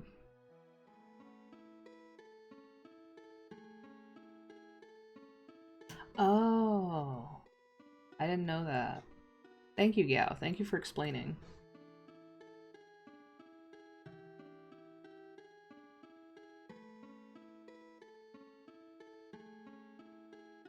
Oh, thank you, Yvonne. Yeah, it turned out pretty good. And now I have a base that I can do other designs on pretty easily. I might actually, after I'm done with this, since I should be able to finish this on stream, I imagine, I might do some more blanket designs.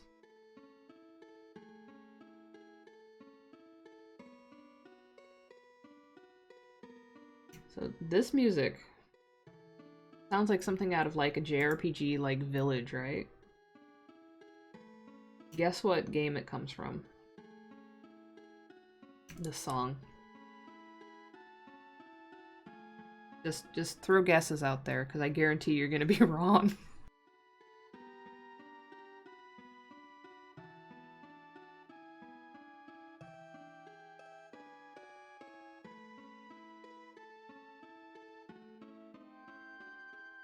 Alright, so it's over now. But it was from a fishing game. It was like a bass fishing game. It was like the main theme.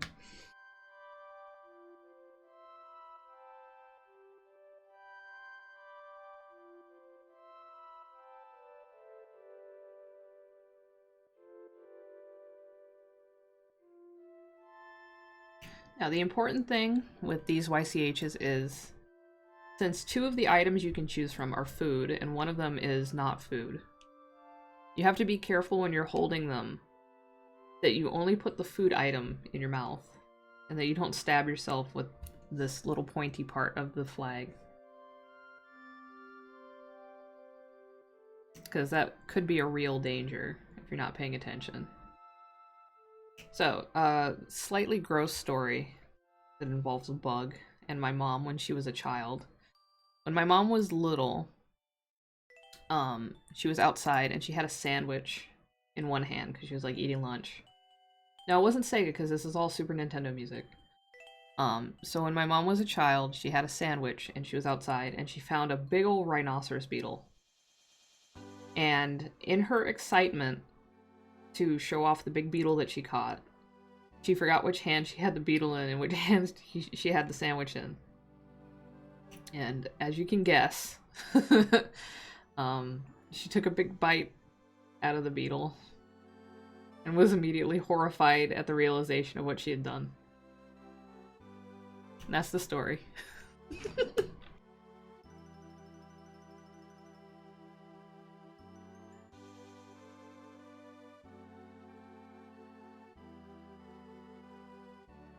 It is just protein, but I don't think it was the protein that she wanted. I don't know what kind of sandwich she had. She didn't tell me, but she definitely remembered the beetle. That's the kind of thing that sticks with you, you know? Alright, so don't need multiply on anymore. We're going to be adding color. Turn that down. It's going to be easier to sample color from this than the other image. That other one is a little deep fried. Now, I'll bet you can't guess what this song is from. Really obscure game that nobody's ever heard of before, and nobody has ever played, ever. Actually unreleased. This is like a secret rip that somebody found like a demo copy of. You'll never guess it.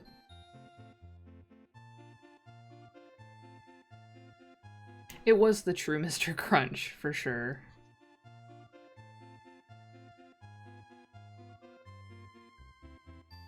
Yeah, this happened when my mom was like 4 or something. Like, I don't think she was school age yet. And I can't remember where she was. She was either in Spain or New Mexico because my grandfather was in the Air Force and they moved around a lot.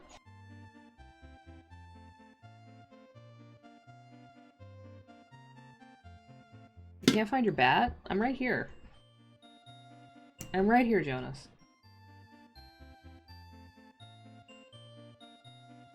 Ah yes, the stickers extension, basically you can slap a sticker on the stream, on the screen, and it'll stay there for a bit. And it's kind of like an expanded version of emotes because they're like bigger, more complicated, and more visible. It's just a cool little extra thing.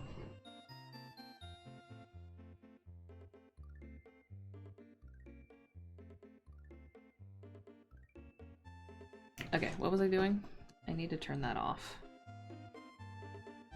Well, I guess, no, I could just do the brown over thing.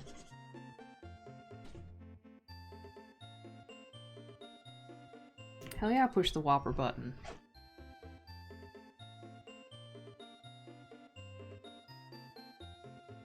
That's what we do here. Bat? We got bagels! Whoa!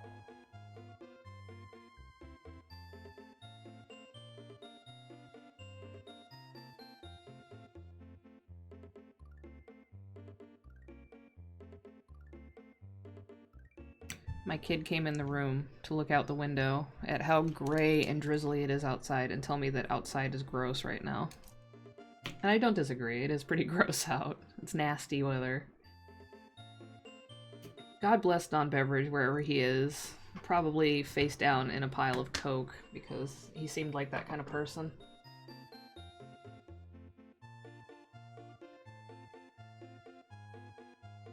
Yeah, it does involve bits. There's no way to do it for channel point redemptions, unfortunately. I did check, but it's not a functionality that's included in that extension. Maybe in the future. That would be nice.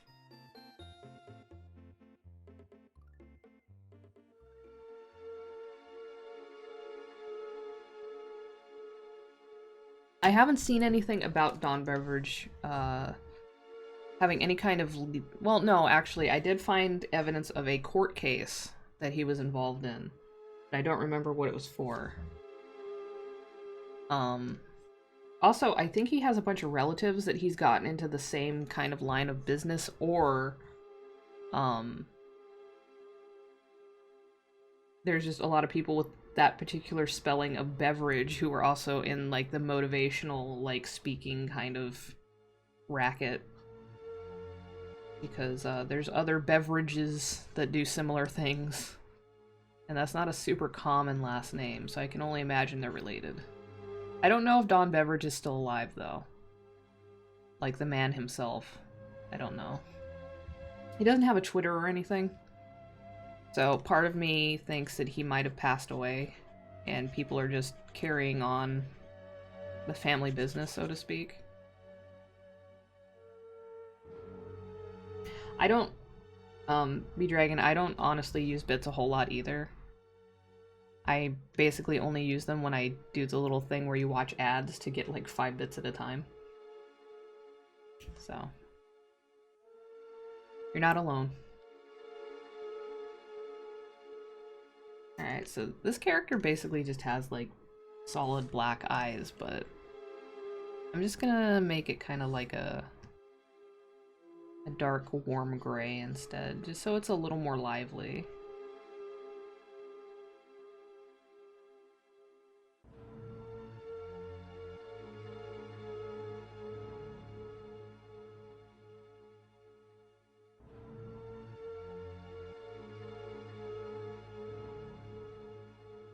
And then we can...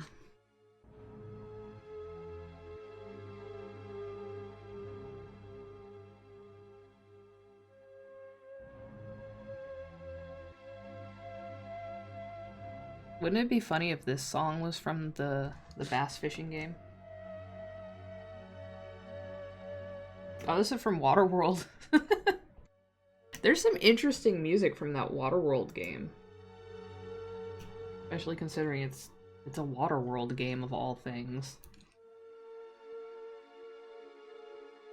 Which also, we will be watching Waterworld in my Discord for a movie night sometime, because it's one of those movies where it's kind of so bad it's good. It's entertaining, even though it's not a great movie. It's got Dennis Hopper in it, so that's all you really need to know. Kevin Costner's not very good in it, but Dennis Hopper is great in it, as he is in pretty much all of his roles. Oh, okay. Okay. Yeah, that sounds like the kind of thing that he would... Either he would be involved in some kind of fraud case or something like that, basically. So that tracks.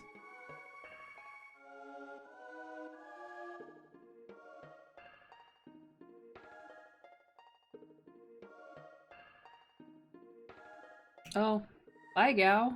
You're way up there, aren't you?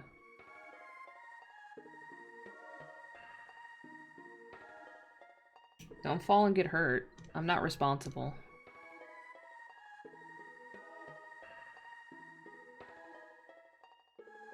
I'll have you sign a liability waiver.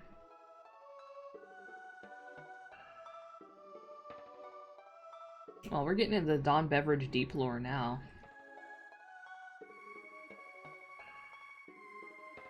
Yeah, the part in Waterworld where Dennis Hopper says, "It does look like shit," is like the best part of the movie. I love it. It's so good.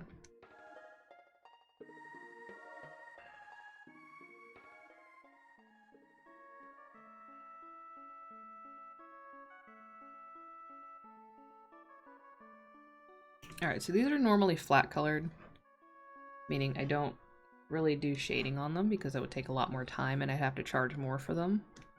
But I do sometimes add just a little bit of very simple shading in order to just maintain the look of the character if it's important. And this character, being an unconventional design, kind of needs a little bit. And we also do emphasis on the upper lip. And then down here, because there's this weird angle cutoff thing that happens I can't really explain.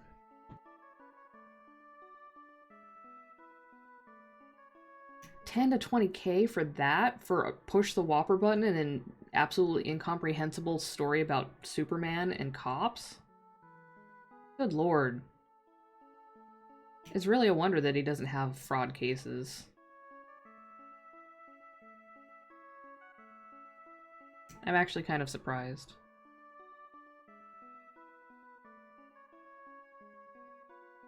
Wow.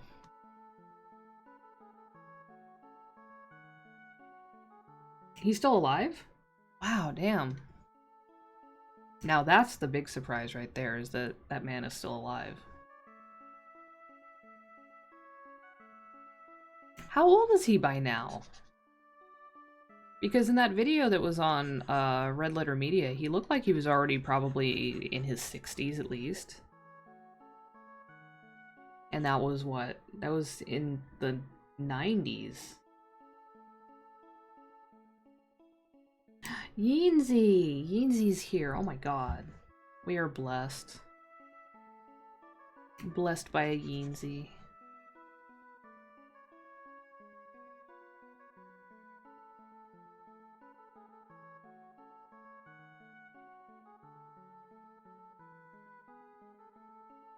Okay, so if he was in his 50s in 2011, that means that when he did the customerization seminar that we all know and love, he was in his, what, 40s?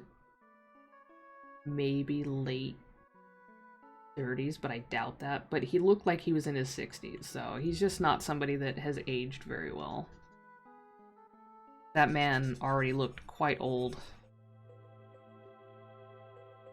Oh, his... Wait. So how old is this guy? Is he a vampire? Does he have a phylactery somewhere that we have to destroy to kill him? What in the world?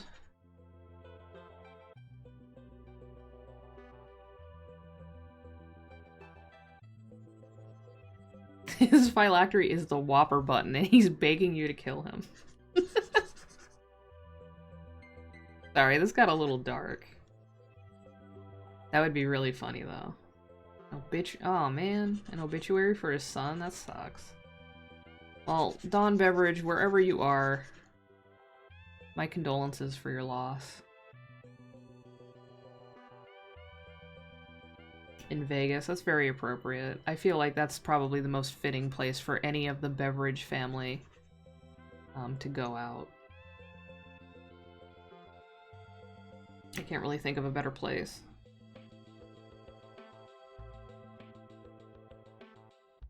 Okay, so for the colors of the flag part, non-binary dongo. How am I gonna do that? Okay, I have a good idea how I'm gonna do it. Oh shit. Like, so like if Dawn Beverage was on like that Cameo thing where you can just pay money to have a celebrity like say some stuff for your voicemail or whatever. I mean, obviously I would have to have him say his catchphrases. For one.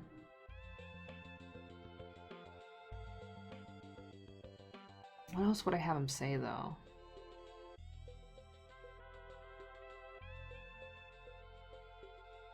I mean,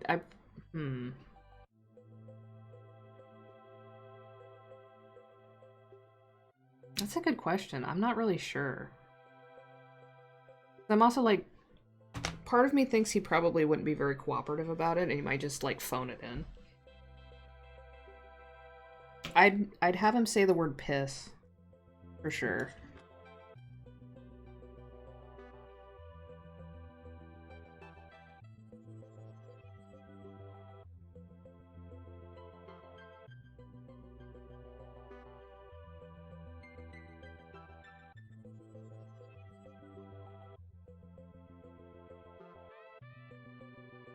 Push the piss button.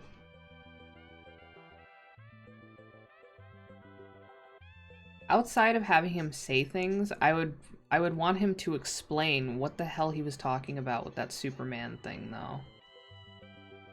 I would want, like, a full explanation.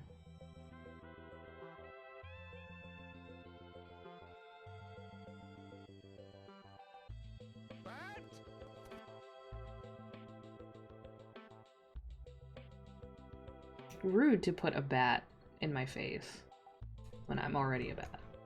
I'm kidding, Easy, I love you.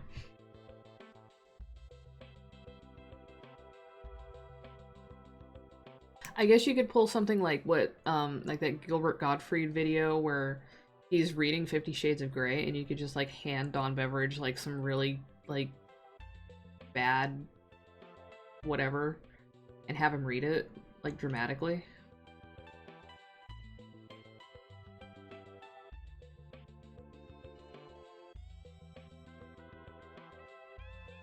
But he has to use his customization seminar voice for it. He has to really, like, get into it. Alright, so...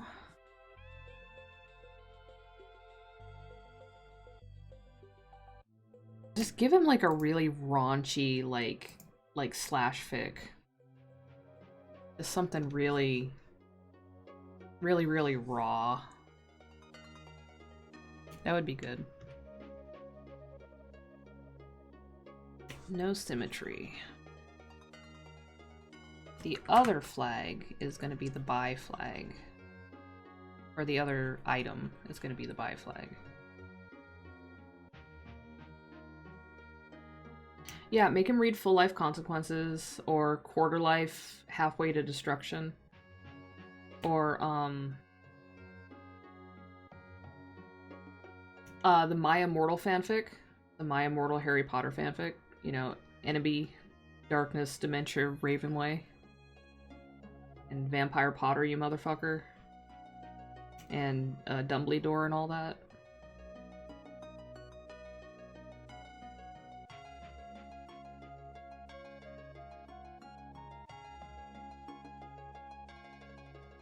Okay, so since there's 3 Dongo and 4 colors, what I'm gonna do is I'm gonna make one of these is gonna be 2 colors.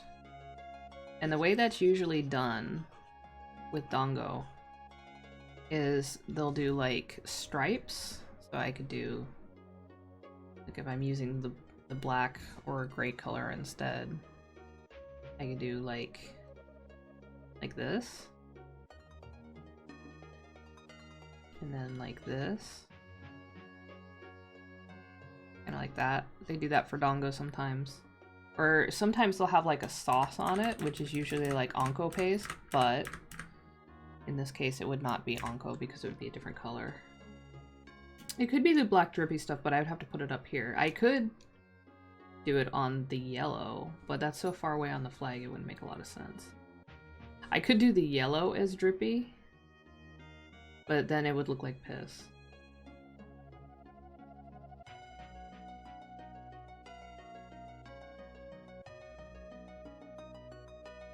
You could do a sesame seed face, but that might be hard to read as actually incorporating the flag colors and not just being like a cute thing. So I'm probably just going to do the stripes that they do. That makes the most sense to me. And then I'm going to make the bottom one the purple. And since Z plays Monster Hunter Rise, Z is familiar with the stripes being on Dongo because that is one of the styles that is in that game.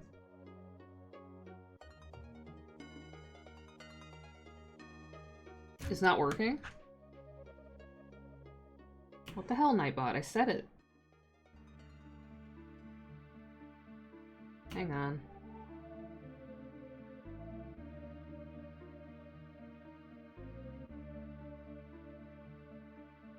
I literally did it today.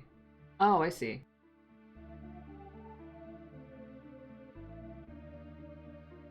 So, in Nightbot, unlike in the Streamlabs bot, there's no toggle to enable or disable commands. So what I do with a command that isn't being used at the time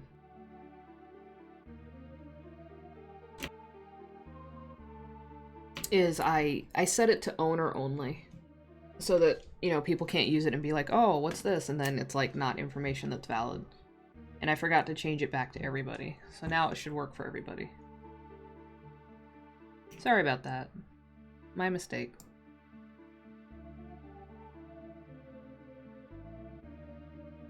I forgot that I did that.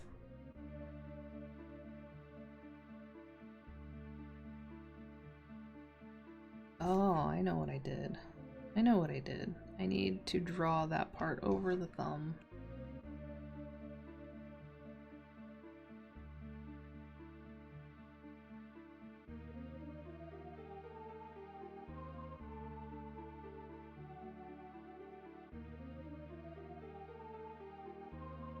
There you go. Yeah, I'm doing this style, and there's 3 different options for the objects you can be holding. Obviously, you can only have 2 maximum. So you gotta choose your preferred 2, and I will put them in there with the colors that you prefer. So there's the dongo, and then there's popsicles, and there's flags.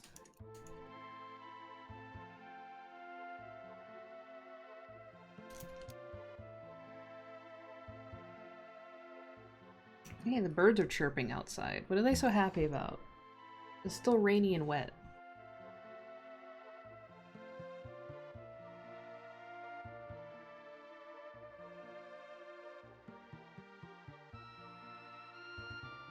And I'm gonna do that for this too.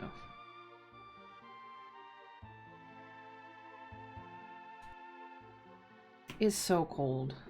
Yeah, I think it's either in the high 40s or the low 50s here. That's why I got my blankie on. It's 49 degrees right now. And it says tomorrow's forecast is much warmer than today's. And then it says for tomorrow it's going to be up to 61.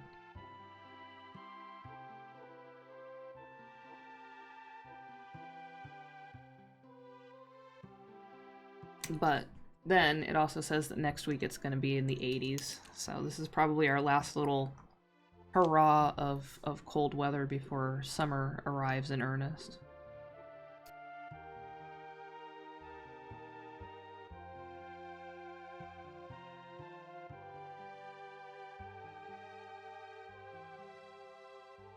Okay. Now we can turn that back up.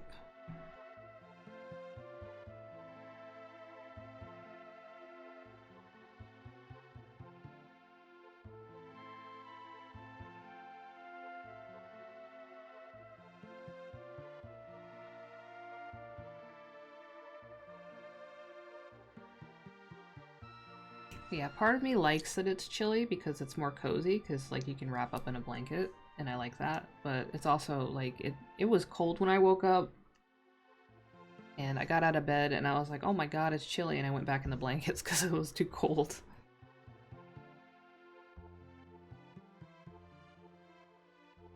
And then I had to wake my kid up, and they didn't want to get out of bed either because it was cold and they were comfortable. Yeah, some places is really hot right now. Like Lonan earlier was saying that it's like 102 or something in Arizona right now. Like, damn.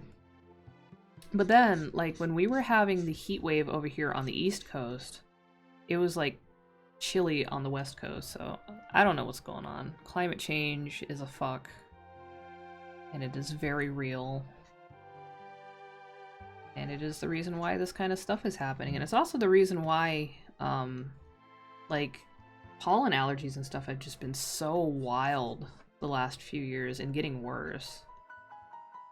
Like, my allergy medicine only like takes the edge off. It doesn't even get rid of the allergy symptoms, honestly. Even Benadryl, like, I get relief, but it doesn't get rid of it. Yeah, exactly. Some people that have never really had problems with pollen or grass or, you know, plant allergies are now suddenly having that because climate change is changing like what's hatching out and blooming and in like what like intensities and stuff and for how long and in what regions. Like plants that don't normally grow in certain regions are now starting to grow there because, you know, temperature changes and moisture changes and stuff like that.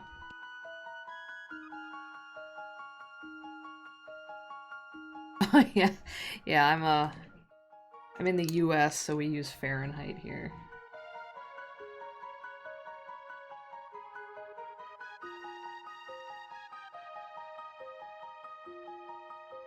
Yeah, we don't even have an option to change it to Celsius.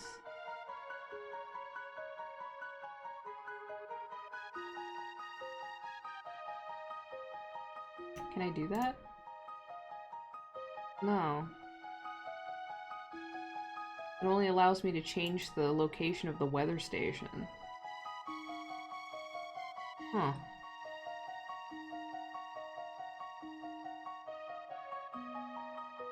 It's kind of weird. I don't know if I like that.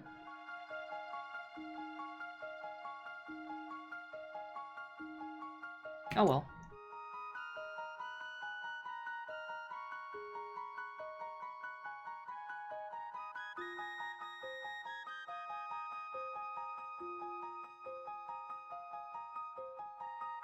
Oh, you know what I should have done?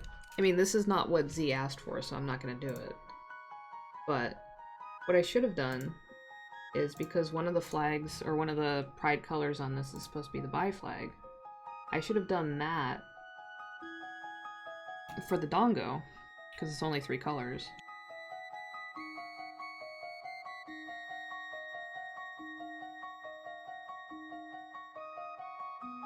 But we will do it the way we are told to do it, because that's what we've been paid for. Doritos. I don't have any Doritos, but I do still have some Takis. But I am not in the mood for Takis right now. Maybe later.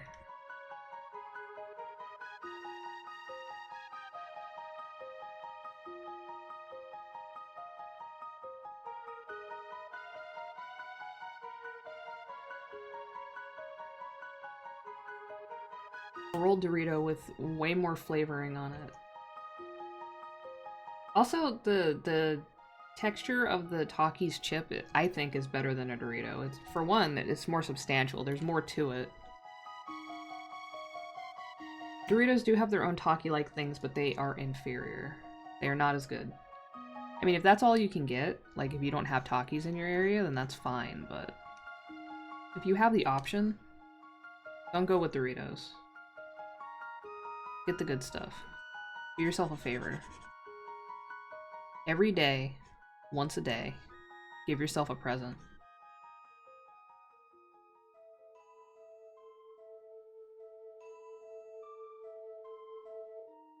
Ooh, Super Metroid music. Meridia time. I love this track. It's like creepy, but in a really chill way.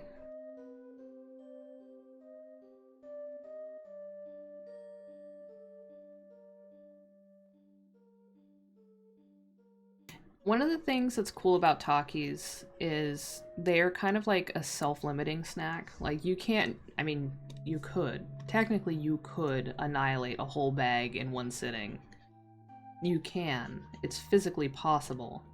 But you're probably not going to because, you know, they are, especially if you're using you're eating the fuego kind, they're very intense. And you're probably going to have to take a break and put them down. So it's nice because, you know, you're less likely to just go overboard with it.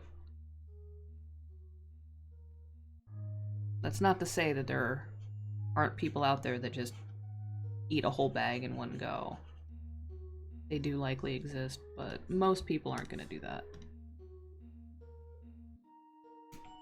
And you do get reminded of the Takis the next day. Let's just put it that way.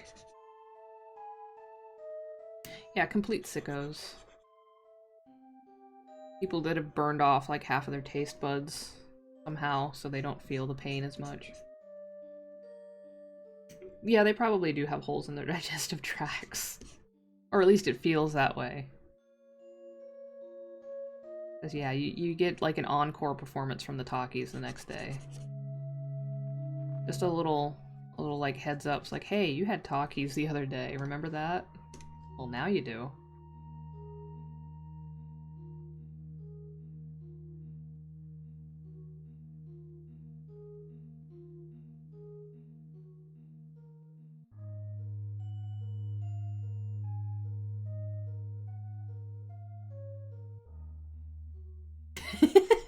That's a good way to put it.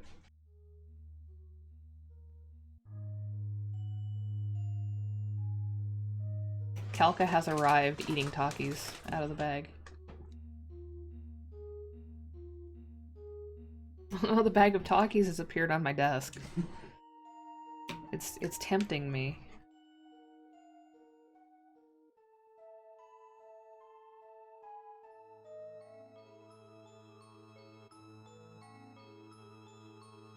No dead air. See, this is the bag. I can prove it. It's a nice bag. It's very, very densely filled. Like, this bag is heavy. Nutrition facts. 10 servings per container. One serving is about 12 pieces, apparently, and that's 140 calories. 10% total fat. All of it is saturated fat, so that's not great. That's not great for you. There's no trans fat, though. No cholesterol. 420 milligrams of sodium. Nice. 18% of your daily value. 16 grams of carbs. 4% of that is fiber. There's no added sugar. There's 2 grams of protein. 2% of your daily value of calcium and potassium.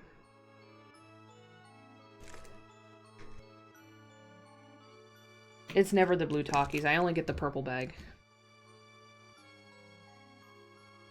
Fuego only.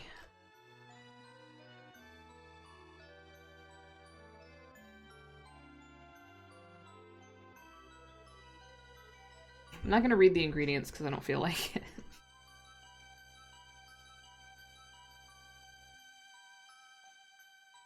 It's basically corn and a lot of salt.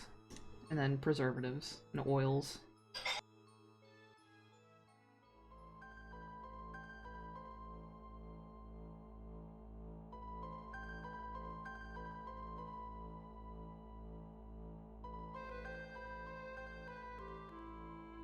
Yeah, I've never seen the blue ones in the stores. I've only seen pictures online. I don't even know where to find those. There's supposed to be green ones too, like around Halloween. There's supposed to be like zombie Takis or something, but I've never seen those in the store either. For the longest time, only like one of the stores in my area even had Takis. Ah, yeah, see, I don't go to Walmart. That's the thing.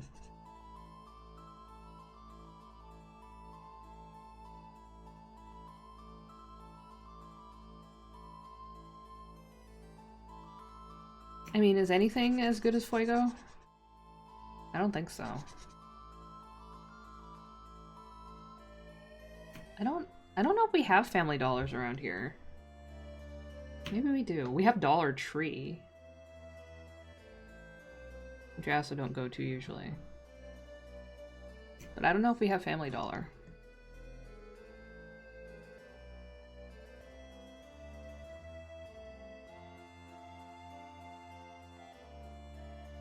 I want to make this look like it's just a piece of bamboo that's just been cut into a stick. We're gonna have it be kind of green on one side, like the outer part of the bamboo.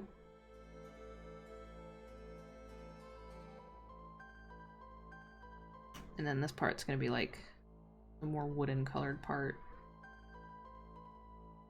Like that.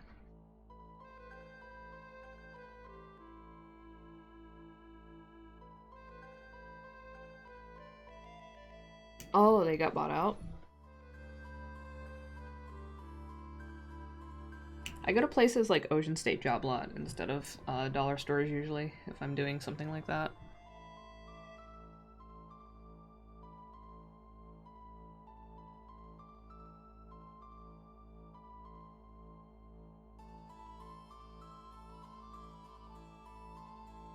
So for Family Dollar, does that mean that the whole family just has $1 and they share it?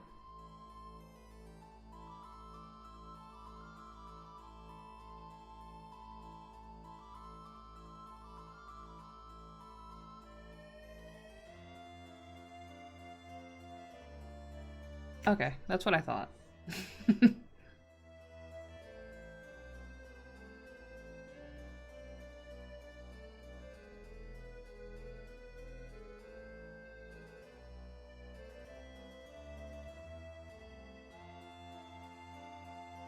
Time to color the vape cartridges.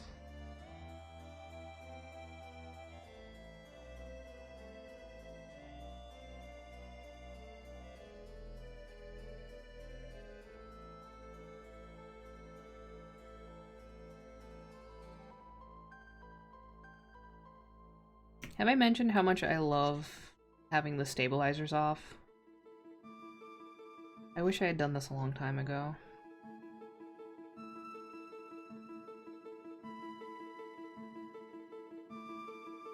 I don't even use this pen, like, regularly, this brush, unless I'm just coloring stuff in, but it feels a lot better without the stabilizers on.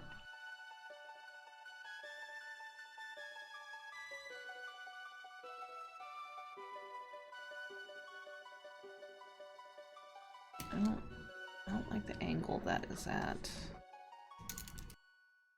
We're gonna redraw it.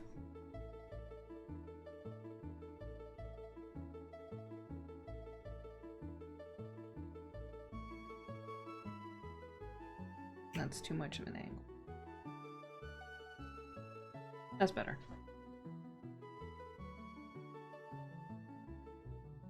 Oh, Gretchen. Whew.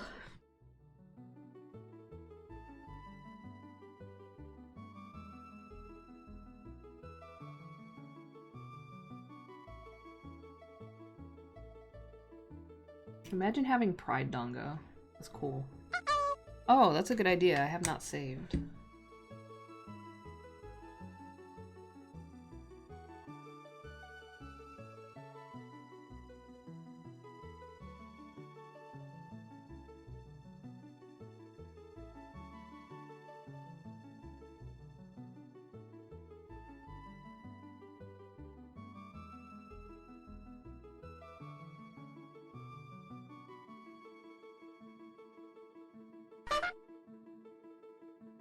Oh shit, the doot doots.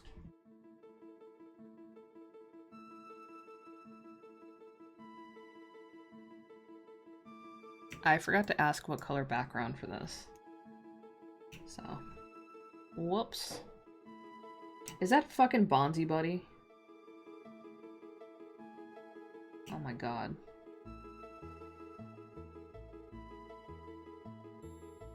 It is Bonzi Buddy. So another weird little piece of lore about my mom. She fucking voluntarily downloaded and installed Bonzi Buddy and she liked it. I hated that thing. I turned it off every time I used her computer. And unfortunately she had the good computer that could actually play games. So I would use that computer if I wanted to play games. And I had to deal with Bonzi fucking Buddy.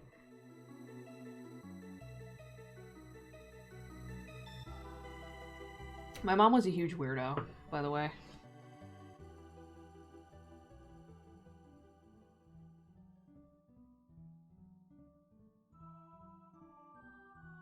Hey, look at that Flawless in the chat. Sick.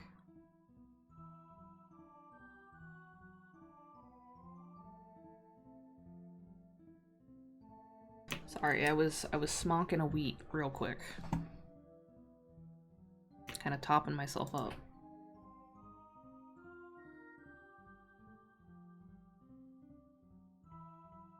Glizzies. An entire wheat, all in one go. The whole thing.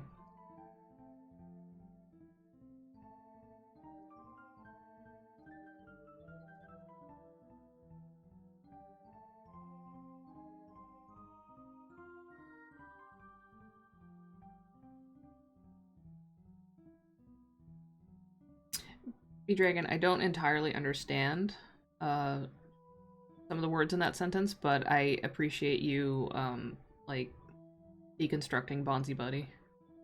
If that's what you were doing. I'm assuming that's what you were doing.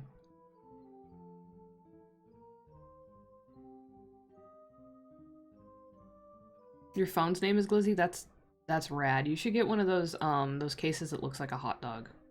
They do have those, I've seen them before.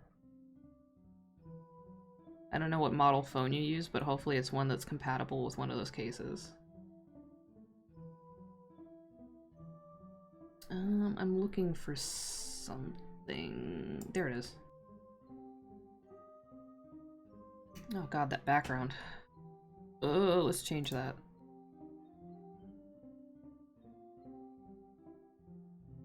Oh, it's better. Okay. So this is actually the artwork from my face rig. What I'm doing is I'm going to flatten it.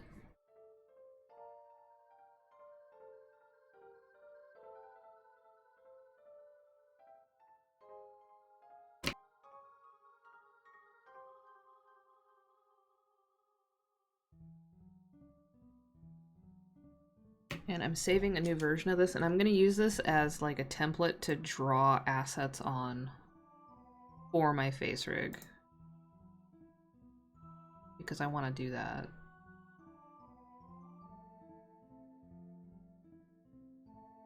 So I can draw like glasses or whatever. Because I'm like mostly done with this. I just need to know what the background color is supposed to be. And then just do some like final touch-ups and stuff. Because again, it's flat color. We're not doing shading beyond what we've already done. I guess I could do just a couple of spots of like highlights just to make it look nice.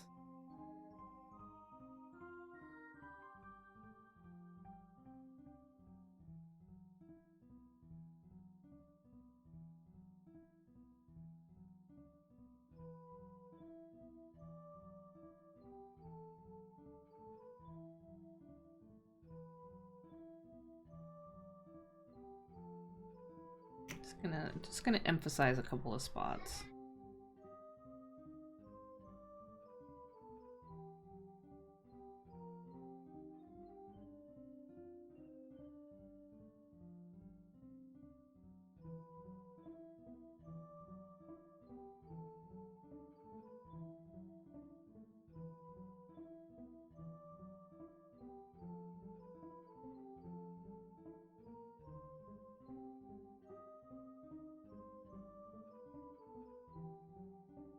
There. Okay, I'm gonna save that.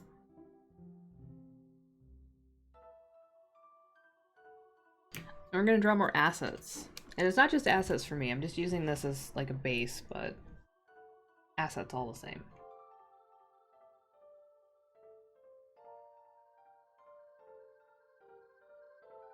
Ah, god, it's so bright. There. Ooh, that's better. Okay, new layer. Multiply. Tuck that away. I was talking about sleep masks.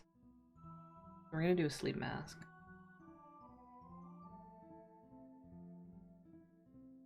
So we're gonna want it to go like completely over the eyes.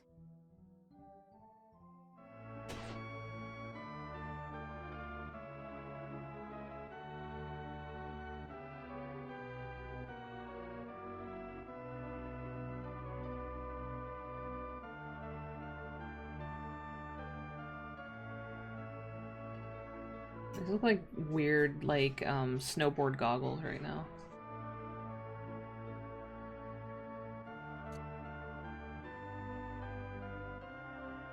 Because we're just sketching.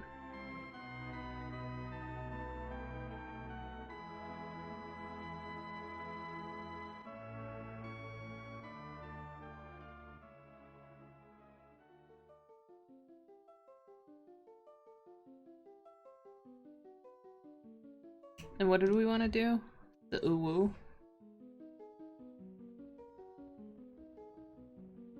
So that would be like these two sides would be the U, obviously, right? So it'd be like eyes. And then in the middle, it would be the W. Like that.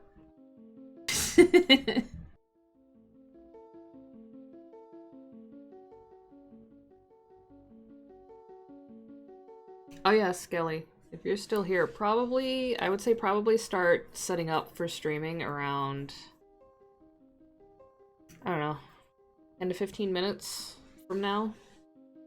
So that everything can be all set for the raid. Oh, sorry, yawning.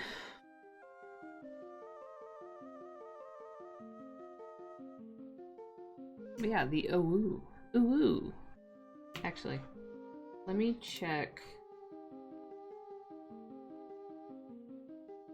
I don't even have the form open for that.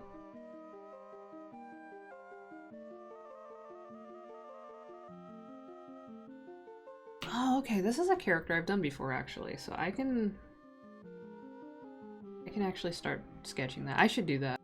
I'm being paid to do it, I should probably do it instead of screwing around. Alright. I'm sorry I'm jumping around so much. I have a lot of things I want to do. And never enough time to do them all.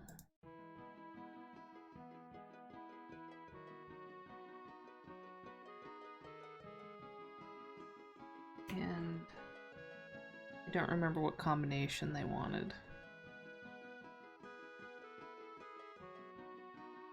I don't think it was this combination, though.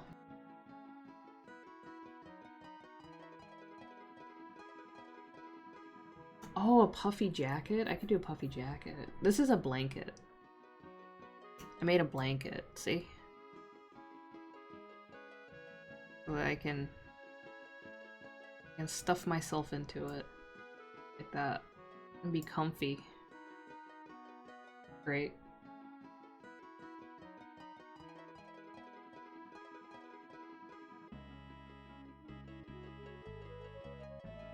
I can put myself in bed, too.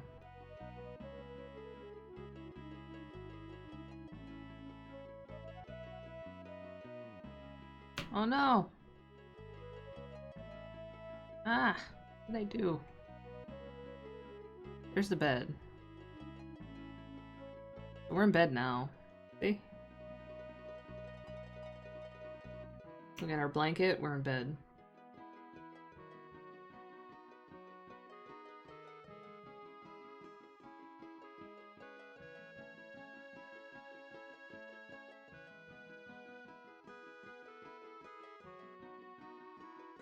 I made the blanket too big, though.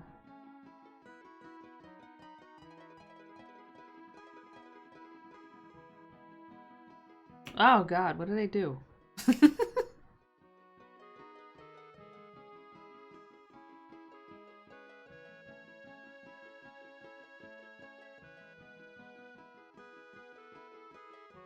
Why can't I put the bed away? Go away, bed. No! I guess it's there now. I guess we're stuck with it.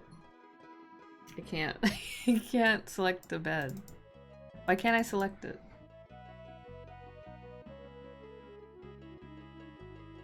Oh god, I can't. Why?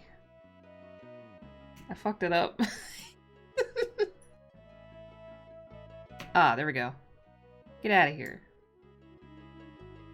There's the blanket, and then...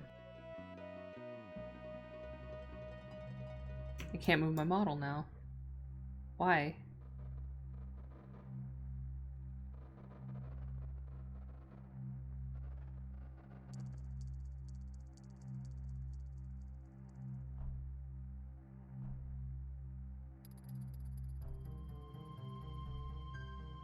Oh, okay, so that's just for the model. That unlocking is just for the model, and the other one is for the props. Okay, I get it now. I'm still learning this thing. But I fixed it, so it's fine. There. We're back to normal now.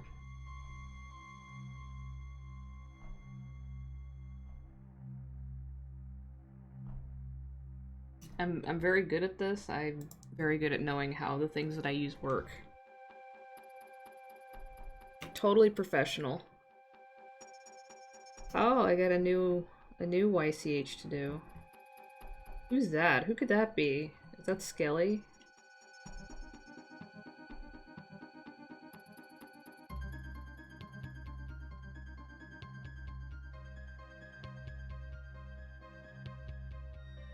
Tudongo. Okay, Tudongo. This one is for Tudongos. So we're gonna turn off flag. There. All of the tracking is better with this program, I think. And since I figured out what setting to use to improve the lip sync, it's a lot better. Also, I love that I can adjust the physics so that, like, remember in Face Rig, like, the ears would just wiggle a little bit, but now I can get them to really wiggle. Look at that. Hell yeah. Wiggle City. Great.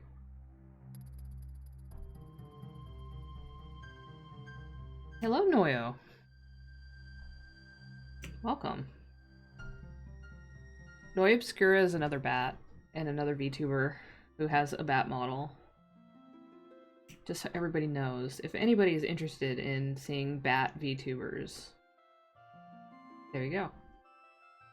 I'm doing alright. I'm just drawing some YCHs. I made myself this blanket that you see on my model. See? It's my new blanket. Very nice, because it's very cold here right now, for some reason. So I gave myself a new blanket, because I don't like the ones that this program comes with, because they're not my style.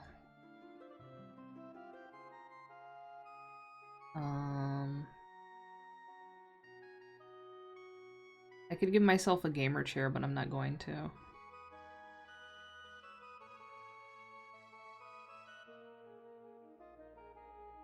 Tablet blue, what? There's so many things. There's so many things. You see all this stuff? Wild. But even though...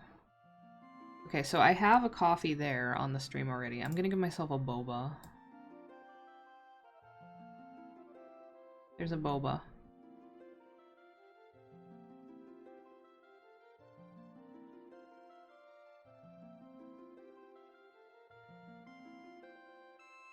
So I have boba and a blanket now. They don't have any hot coffee. Maybe I should make hot coffee. Like a mug of coffee asset. I should do that. I'm gonna do that next. By next, I mean when I remember to do it.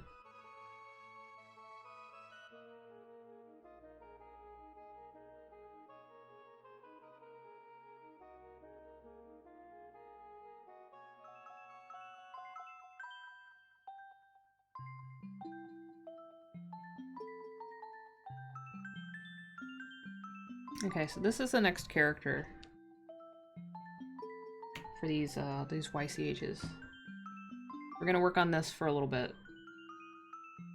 Yes, hot coffee in a red room cup. Or I could just draw my bat mug that I have, the custom-made one I have with my face on it. But that might be a little too self-indulgent. So this is actually a Pokemon design. This is a, like a modified Pokemon.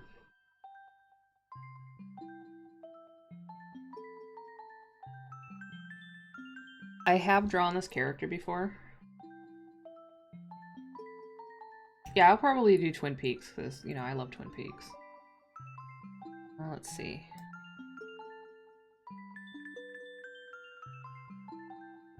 See if I can pull it up real quick.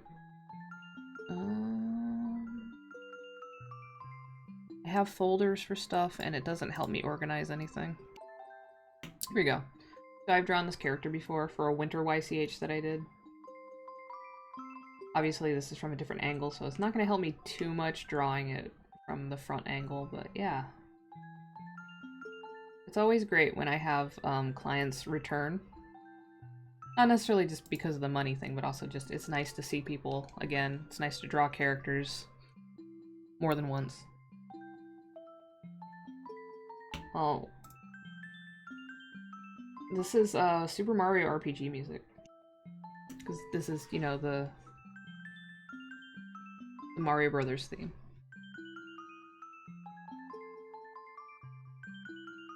Alright, so we're doing sketching because we have to sketch, and we're going to use blue.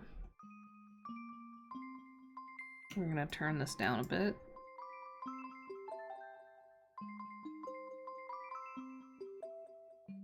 The Superb Martin siblings, exactly. That's my favorite game series. I love it when Lewis Martin does the thing, and his brother Martin Martin also does the thing.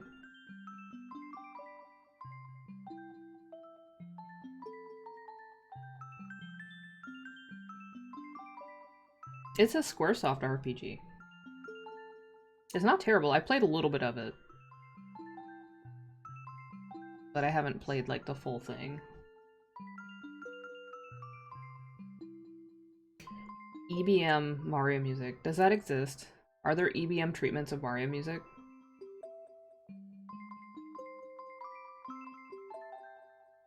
I should probably play Super Mario RPG someday. Like, actually play it, like, start to finish.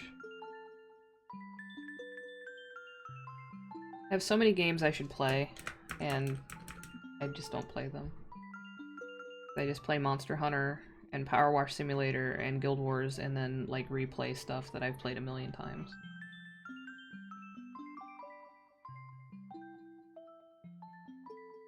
So the eye shape is very simple, so I'm trying to figure it out. I kind of don't want to go that simple with it. Trick it out a little bit.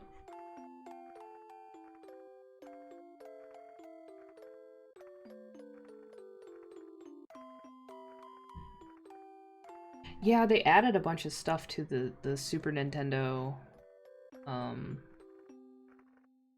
the official Super Nintendo emulator on Switch. Do they have Super Mario RPG on there? I don't. I looked the other night, but I forget because it was like 4:30 in the morning and I was tired.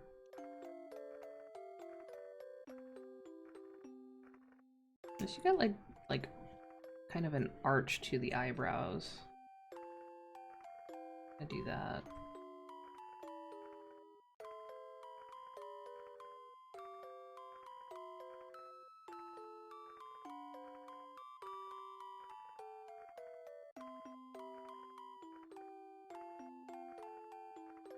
Oh, it's not on there yet? That sucks. Guess I'll have to do it the other way. I'll have to find an ISO and or not an ISO, whatever the Super Nintendo ones are, and emulate it in Minecraft, of course.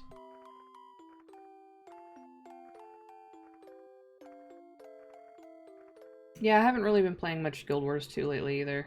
I'm mostly waiting for the expansion, to be entirely honest. I just want the expansion. I mean, I love the game still, but I want the expansion. I wanna see what's up with the Kurziks, essentially.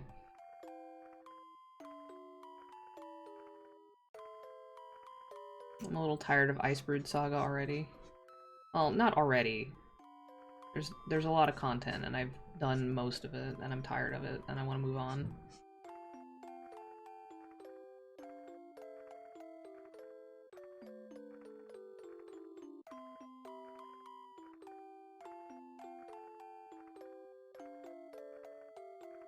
I haven't logged on in a couple of weeks.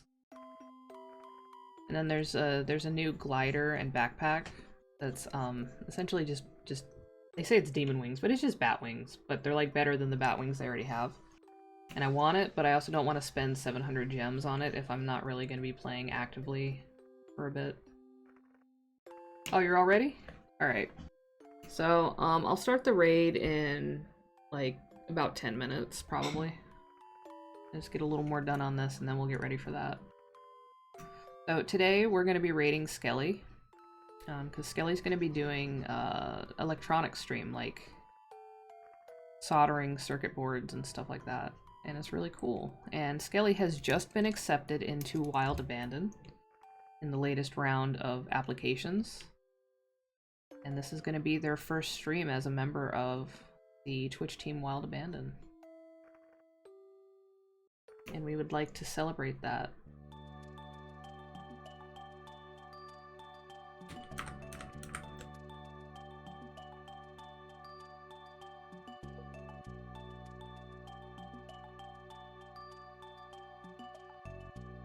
I need to draw the hair so this doesn't look so weird.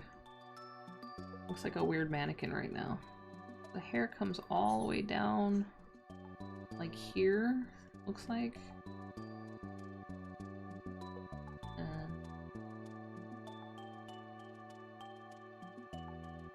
that. There we go, that's looking a lot better already.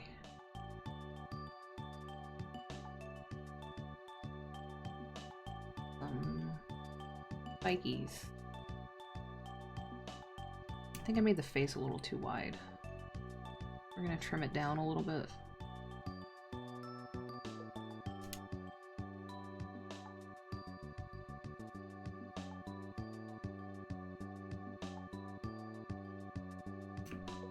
But yeah, if you're interested in electronics, even if you don't know anything about it and you're just fascinated by the process, it's a pretty cool stream to catch. Skelly has made other stuff on stream before. Skelly made a Nixie clock with like Nixie tubes.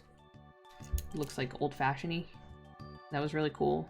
And then they also electrocuted themselves on stream, which was shocking. Ah.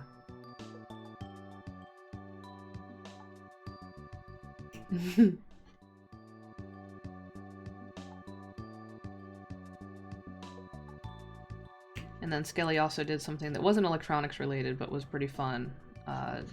Taste testing the new Coke with coffee offerings on stream. Giving like a live review. And that was very fun.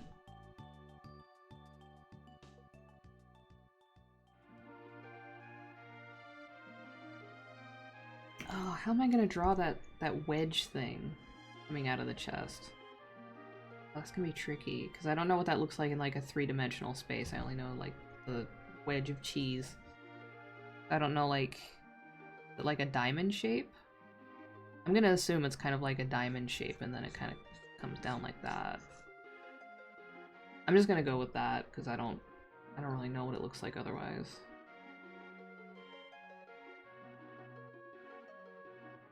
I'll get corrections if it's not right. I'm not gonna worry too much about it right now. And then the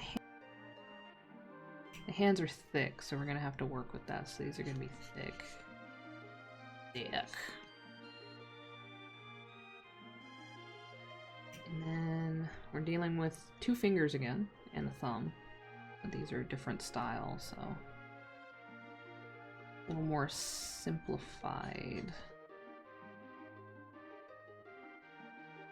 Like that, and then they're kind of like that, like that, kinda, roughly. It's thin? It's that thin? Ah, shit. Ah, shit. Alright. We'll thin it out then. Fine.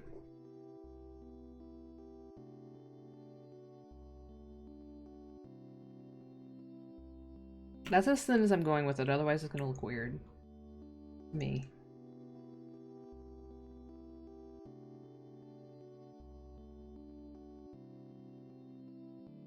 Alright, so Skelly, in a few minutes I'm gonna tell you to go live. Or you could go live now if you really wanted to. It's up to you.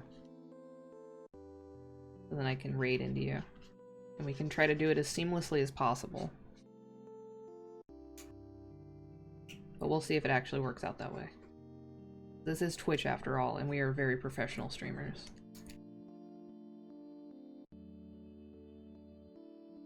I could probably... I'm gonna open the mouth.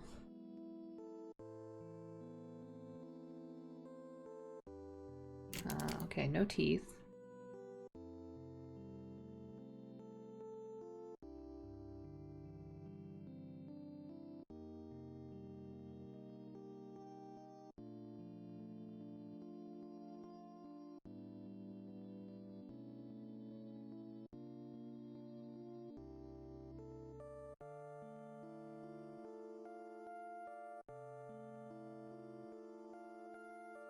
Oh, it looks so weird with the undersketch, though.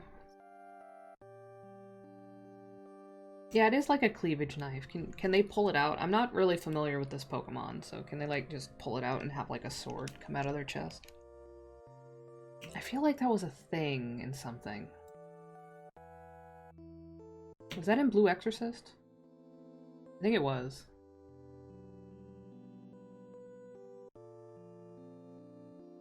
Oh, barefoot is legal. Look at that. Barefoot is legal.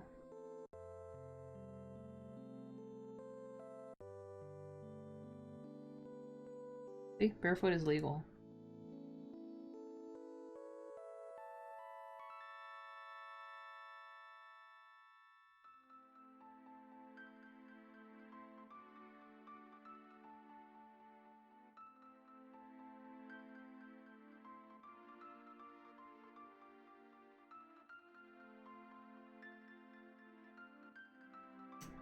And I don't think there's any clothes, it's just the markings.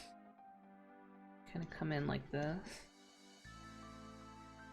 And like a corner, and then obviously the bosoms.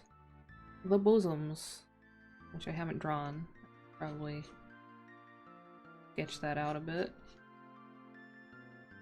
We know where things are. Oh, okay. So there's a couple of things where people just rip, like, knives and swords out of their chests, like, not, like, having been stabbed beforehand. Yeah, that sounds like a pretty anime thing to do.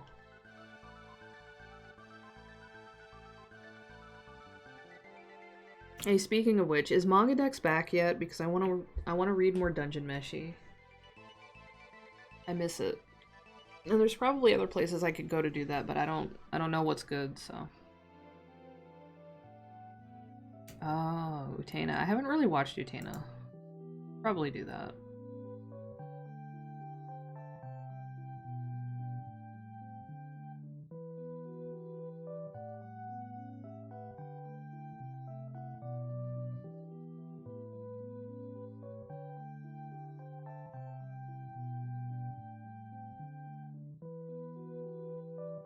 Yeah, I've heard it's weird. I have a friend who watched it and was really into it and explained a whole lot of what was going on, and I've since completely forgotten.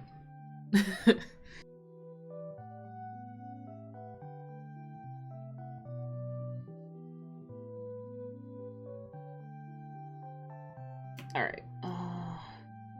So I'm gonna save. Even though I'm gonna keep working on this off stream, I'm gonna save. Just in case something happens, something crashes, you never know. And then we are going to go back to the hot tub. And now I got my blanket in the hot tub, and that's an issue, but, you know, I'll sort that out myself. So, we are going to be raiding into Skelly. In the meantime, I want to say thank you to everybody who stopped by and hung out with me.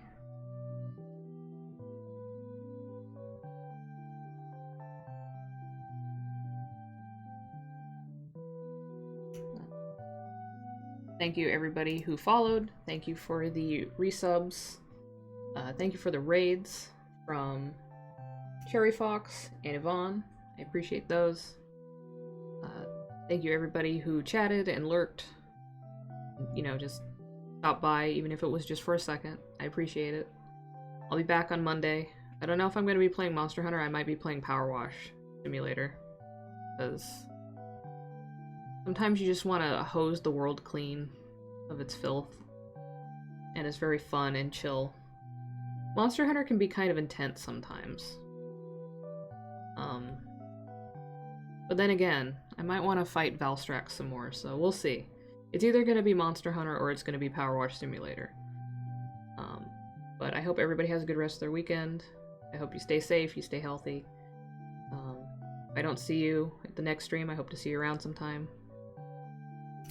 And so we're going to get that raid on Skelly started.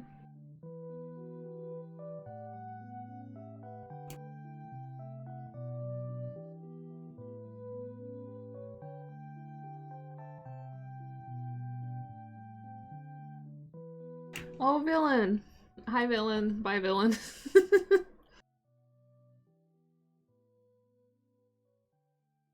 But yeah, so everybody take care. Have a good time, whatever you're doing. Take it easy if you can. Self-care and all that. And I'll see you around. So let's go see what Skelly's up to.